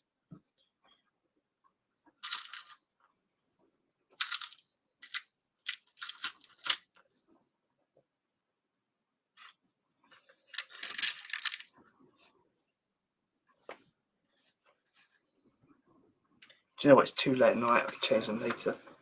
That's my attitude. Yeah, so I was printing it mainly as a test, so I've got something to talk about tomorrow. But also,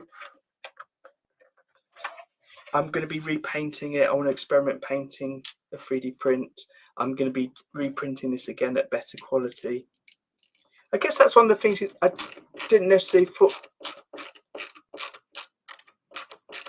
Yeah, you're not putting it down at all, Bill. Keep asking, keep commenting and saying away as you see it. I guess what I didn't think of prior to this is, of course, when you buy a guitar like this, buy the print files from Ray or wherever, you can make many of them.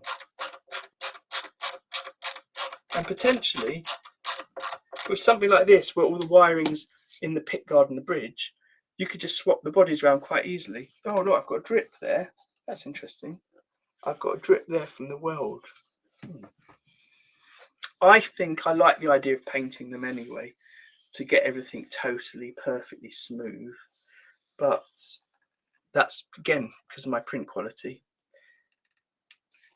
And again, I also want to try one of Ray's patterned tops. Oops, that's not very good. Patterned tops, which sort of hide all the jigsaw element of it in the way they're patterned.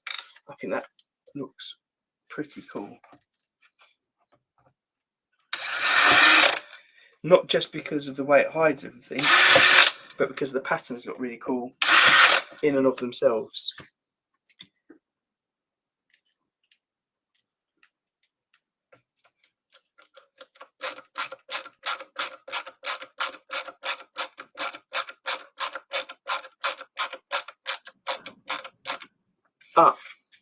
Let's just have a look at this.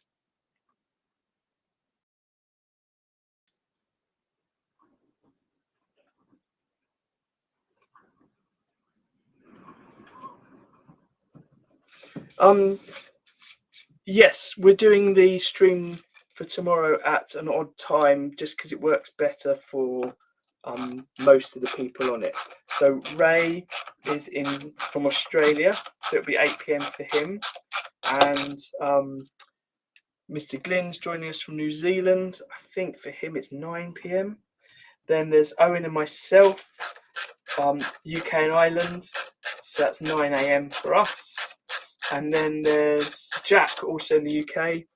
It's 9 a.m. for him. And then we've got Mark in America. He's the only one joining at an odd time. It's 3 a.m. for him. But what again, Bill, what maybe I wasn't clear enough then is I printed it at a really basic setting, so you get lots of lines. If you print it at a higher setting, the lines are much less visible on the print. In fact, potentially not visible if it's done really well. And I did it at the lower print quality because I just wanted to experience putting it together, and the lower print quality meant I could do it very quickly. Right, let's get some strings for it.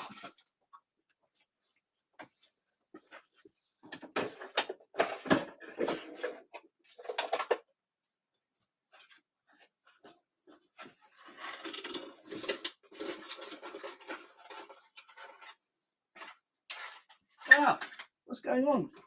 Oh yeah,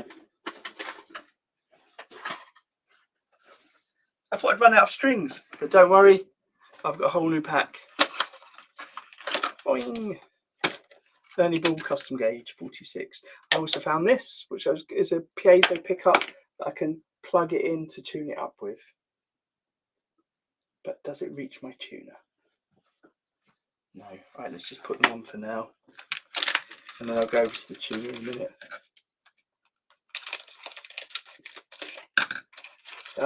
My main desk over there is such a mess. Might not be able to do that. I'll tune it on my app on my phone.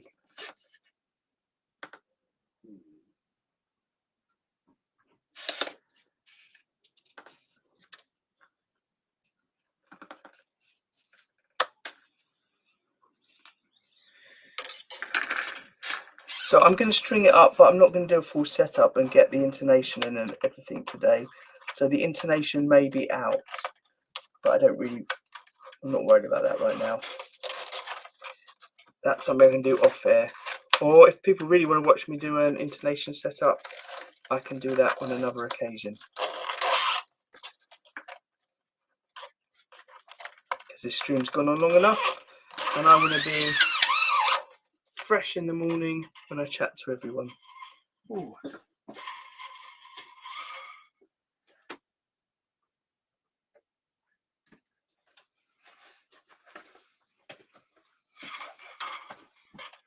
My saddle screws have come out a bit on that one.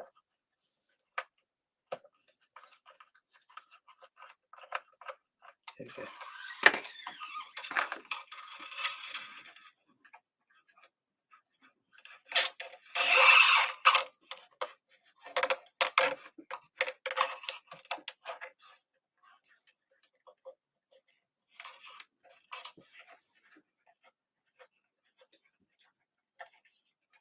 This is so boring for you to watch. So let me tell you about some other things while it's happening. So you may or may not know about my Kickstarter that I've been doing. Basically, in 2016, a new Ghostbusters film came out, directed by Paul Feig. The main Ghostbuster characters were played by an all-female cast. I really like the film. I've seen it many, many times, partly because my kids like it as well. But as it was coming out, I thought, that's it. I was 2 years into building guitars.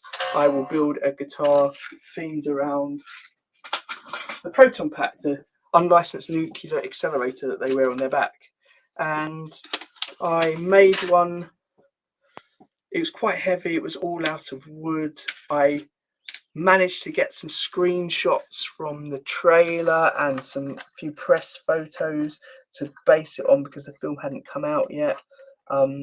It was quite fun. People liked it, but I never sold it. I just sort of kept it for myself. And then in 2022, I went back and revisited it because I got into proton pack making from Facebook groups. Not that I made a proton pack, but just seeing how people customize them to make them look like their own thing, not exactly like props from the film. So I went back and edited that one a bit, and someone saw it, Adam. He wanted a 5-string bass version of it, so he asked me to make one, and at that point I thought, I know, I'll use this as an excuse to make a few as a sort of prototype for making more of them, and I'll do what I've wanted to do for ages, which is try a Kickstarter to try and fund making them. So a Kickstarter is a crowdfunding campaign. I first came across crowdfunding like that through bands that I liked who were doing crowdfunding for their albums. Essentially, they had an album they wanted to record. Recording an album cost money. They didn't have the money to record it because they weren't with like big labels or anything. So what you did is you paid for the album in advance, 15 quid or whatever it was. And if enough people bought the album in advance, your money would be taken from you through the pledge campaign. And let's do it like this. Through the pledge campaign. And then they would go off, record their album, which a lot of the bands that I pledged money to did do. And 6 months, 9 months, a year later, the album is released and you get a copy of it, but you've already paid for it, so it comes to you. And what was really exciting is during that whole process, because you'd given them the money up front, they wanted to reward you. So they would do kind of, most of the bands anyway, would do behind the scenes footage, them in the studio. One band even had the people that supported them name the album, which they regretted because I can't remember the name of the album now. It was really rubbish, but there you go. But it was really good Q&As with the band. I loved it. I've done it for lots of other things, but I'm not for a guitar. So I thought I'll do it for my Kickstart, crowdfund my guitar, my Ghostbuster guitars, because basically a guitar costs me quite a bit to make because I need to buy all the parts in. And the Ghostbuster ones are not cheap to make. So if I'm making them to sell, in order to sell guitars, I'd like to make a few at a time. And I don't have the money to lay out to make a few. When people come to me with a commission, they pay me in advance 75% or more. And then I build the guitar. They release the last money and I send them the guitar. So it's basically the same thing. I'm asking people for money up front to build the guitar, and then I'll build it. So the Kickstarter went live a few weeks ago. I've had one person buy a prototype, which I'd already made. So I'm selling that. So they just get that guitar sent to them. I've had 2 people pay for one to be built. So that would be the next version of it, the next sort of iteration. So that's great. I'm hoping I've got a few more people saying they're interested and asking me questions. So hopefully they'll commit to it too. And then along with all of that, I'm also doing access to my workshop through live streams like this. So as I'm building the guitar, you'll be able to join in regular live streams to see me building them, see my process for it, which might involve a bit of 3D printing, by the way. And I'm also selling t-shirts. So you know, some people might find the idea really interesting and want to support me and watch what I'm doing, but they can't afford a guitar, but maybe they can afford a t-shirt. So it's cool. So far I've basically sold 1 guitar. I've got 2 guitars to build from it, hopefully a few more. The Kickstarter ends in December, but I'm not going to be building straight away because there's other elements of it to do first. So my thought is I'm going to also then sell some pre-orders via, what am I doing here? Some pre-orders via Reverb and my website, a bit more than the Kickstarter because I don't want to cheat the Kickstarter people out of it. So I'll still be able to build a few more, and at the most I can build 10. So we'll see what happens. But what I'm thinking is if it works out, maybe Kickstarter is a model for small builders to use going forward, because one of the things I've noticed from going to guitar shows is a lot of builders want to build new models or variations of their guitars, but they can't do it until they sell what they've got, and it's becoming harder and harder to sell, especially at guitar shows. So if you can go forward, and just sell your guitars through Kickstarter direct to the people that want to buy them, that would be awesome. I have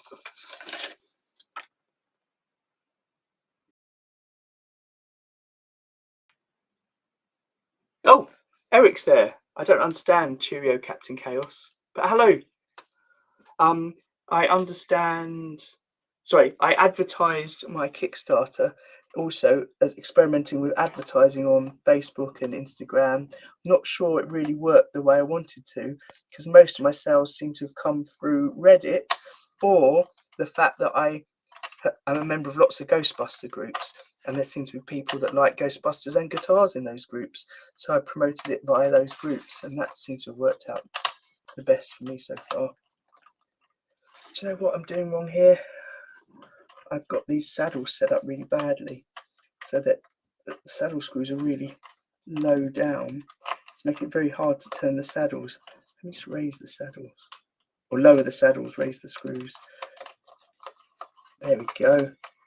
Now I can turn the saddle.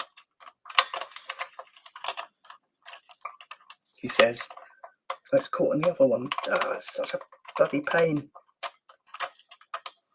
Maybe this is why I don't want to live stream setups. There we go.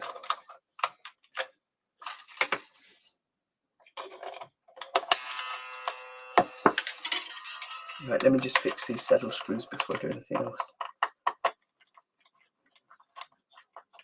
Yeah, so normally I would have my saddle screws set halfway, so the saddles are half their height that they can be, high or low, halfway between the extremes, and that gives me more give when I'm setting up. Oh, sorry, a quicker give when I'm setting up to go one way or the other. Never mind. Let's go.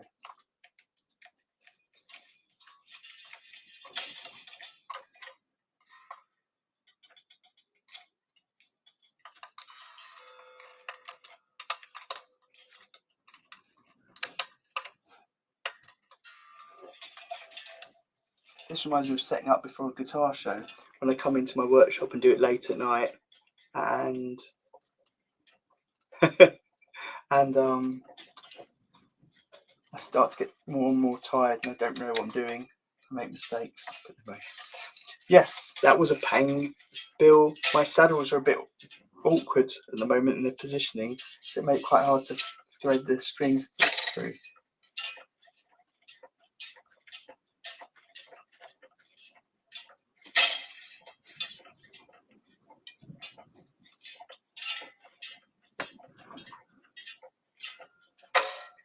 So anyway, so the Kickstarter's there, and one thing I'm going to start doing is promoting it to people.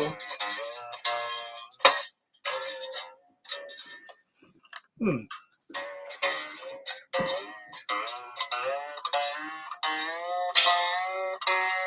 are interested in guitar building, and promoting the idea of the live streams to them, see if I can get some people just to support me through that, and they'll be getting probably once a month for part of the build process, and once every other week for the main build process, access to my live streams when I'm building. And the aim of that as well is the people that have actually bought the guitars to really see what's happening with their own personal guitars, and do live streams at times they can make it, so I can ask them questions and they can ask me questions about their build. I'm trying to make the builds as personal as possible. So for example, although they are all the Proton Pack inspired guitars, I am hoping to build them in different setups. So I've already got two left-handed basses that are wanted. I think they're both 4-string basses, but they're probably going to want different pickup configurations to each other. And then if the guitars come through, they'll be different again. I can do it with humbuckers, single coils, combinations. I can do the wiring as people want it. So just to clarify, if you can't see the live chat, if you watch this in the future, you might not be able to see the live chat because I had some technical issues at the beginning, so I'm going to cut the video short, and when I do that, sometimes it gets rid of the live chat. I printed this at a low res and not what Ray suggested, so he's worried that the tension won't be, it won't be able to take the string tension. But the other thing is as well, with the plastic weld, it does actually say on the bottle you should leave it 24 hours to properly cure. So maybe I shouldn't string this up yet. That's probably not the best thing to do, is it? But I'm not the most patient person. That's actually one reason I really like making relics. I'm not very patient, and I often get dings and dents and scratches in things if I'm not being patient enough. So what I might do then is string this up and then loosen it overnight, just in case.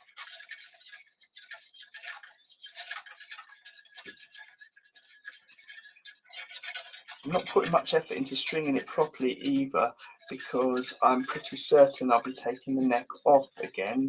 Well, I will be taking the neck off again when I paint the body, so I would like to keep the strings and maintain them. You know what I've been saying? I said earlier about tilting the neck slightly. Don't really have to. It's lined up really well.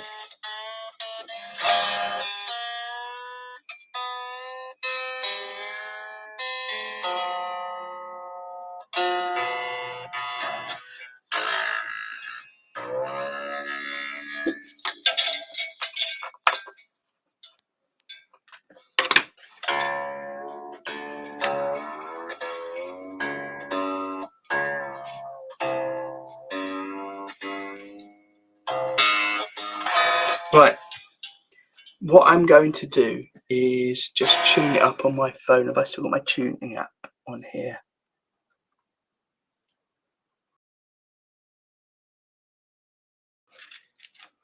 I've got the Boss Chromatic Tuner TU3 app. It's brilliant. But it doesn't work with the headphones in. Hold on.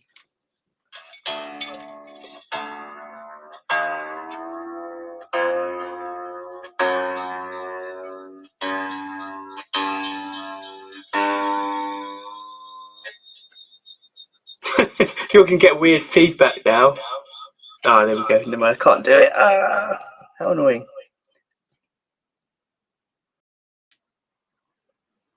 Give me one moment.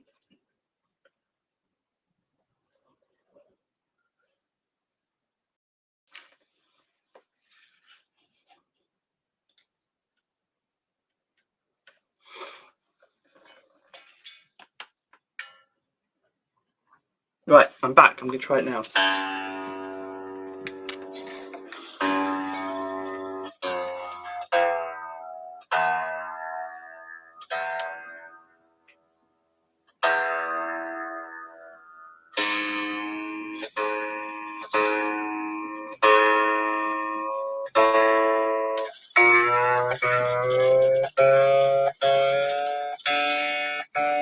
Now, normally when I string guitars up, I then put a lot of tension on the strings, pull them to make sure they stay in tune. But like I said, it did say with the glue, you should leave it 24 hours, the weld.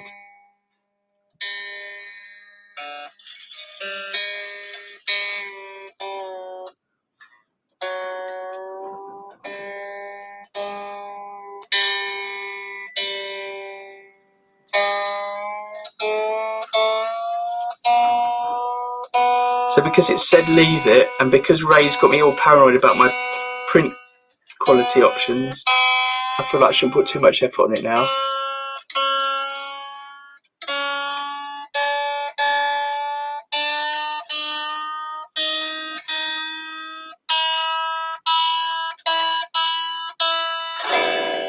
Look at that.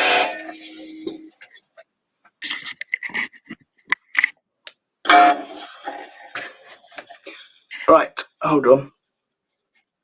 Let's swap cameras.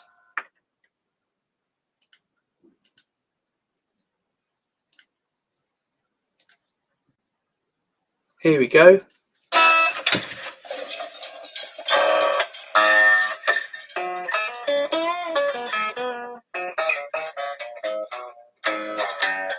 I've just seen another thing, this cheap Paisley neck. The fret markers, one of them's sort of indented quite a way in. Never mind.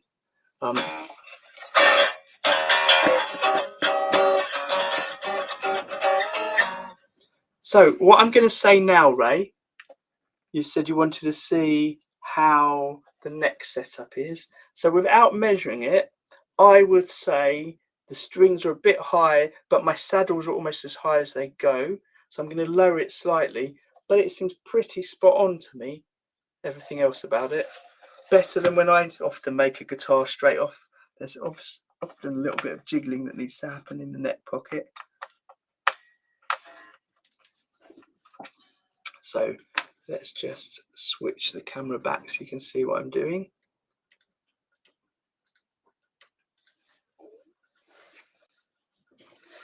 So while I'm doing this, I'll tell you the story about the rats in our house. So I've heard some weird noises coming from the cavities in our house.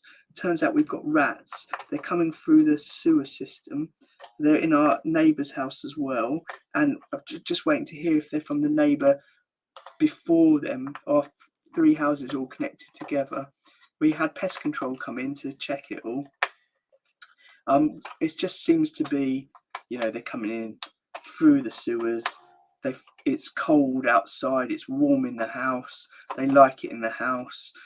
They've only got to put a valve in on the sewers and that will stop the rats coming in, but we just need to work out exactly how far down it's coming from. If it's the neighbours 2 doors away, they'll need it too. But anyway, the guy came in to check out the house, check out the roof, and he saw my Rebel bass, my bass guitar made out of Millennium Falcon hanging on the wall.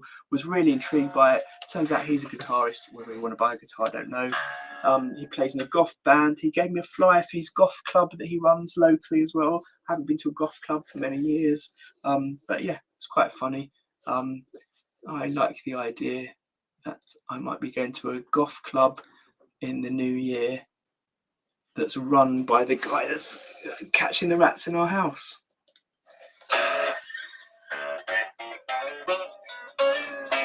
I'll do one more tune up before we go. What's happening there? I haven't got my saddles straight, so they're vibrating a bit.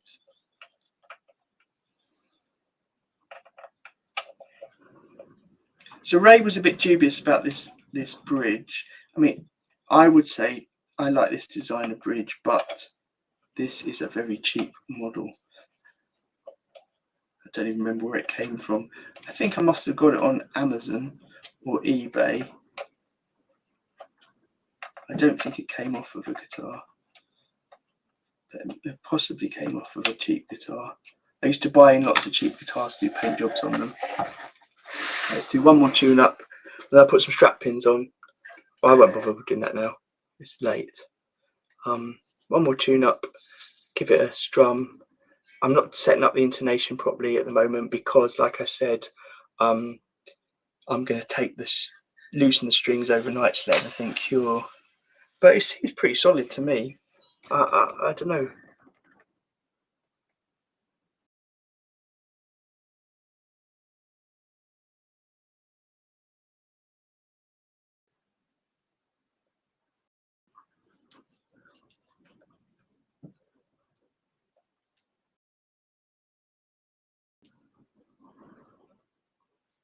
I'm just reading Ray's message here. It says it won't let go in a spectacular fashion. It's called it. We'd see that happening. What would happen is it would just slowly, the string height would get higher and higher as the tension is pulling on the strings and warping the body essentially. So we'll see what happens. What I'll do is I'll set it up roughly now, then leave it a couple of days, do a proper setup on it, leave it over Christmas, play it over Christmas, and then come back to it and see, has this print quality worked okay? I'm also going to, in that time, print at a much higher quality for a guitar that potentially I will keep as opposed to just muck around with, as I am on this, the paint job, etc. So don't worry, everyone that's worrying about it, it doesn't matter. Right, let's all see this in action.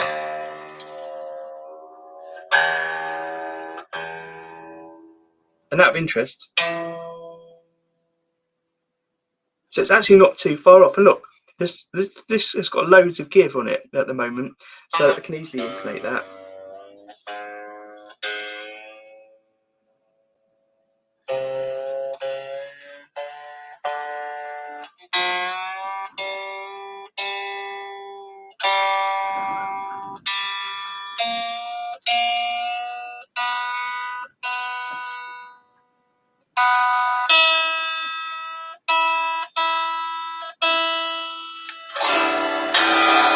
Lovely stuff.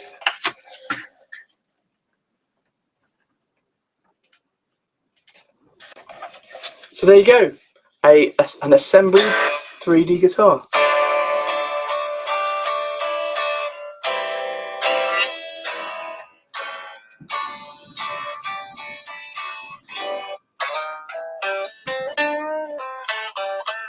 I can see the number of people viewing it has dropped dramatically as you were just literally watching me tune up strings. But thank you everyone for watching. I really appreciate that. Tomorrow in the live chat, I'm going to talk more about how it worked and what the process was like. But everyone else there, that's going to be Ray from Tasmaniak Guitars, who designed this guitar. Owen from Entropia Guitars, who was there earlier. We're going to have Mark Terrace, who you will know has built 3D guitars from his channel. We've got Mr. Glynn's Pickups, who's been building his first 3D guitar, but has been printing things that are mainly jigs, I think, but maybe some stuff to do with his pickup making. There's me there as a bit of a novice to talk about it. I think that's everyone. Oh, Jack from JC Guitars, who does lots of CAD work, CNC work, milling, and also 3D printing. I'm going to do a proper deep dive into 3D printing. I'm the novice there, so I'm going to ask the novice questions. But until next time, thank you, Ray. This is awesome. I love it. And it's so bloody light. What I should do is weigh the body and then compare it to one that's printed at the proper settings that Ray's given me to see how different the weight is. But like I said, for now, I'm going to leave it, just see if it can handle the tension of these strings. Right, thank you everyone, and hopefully see a lot of you tomorrow.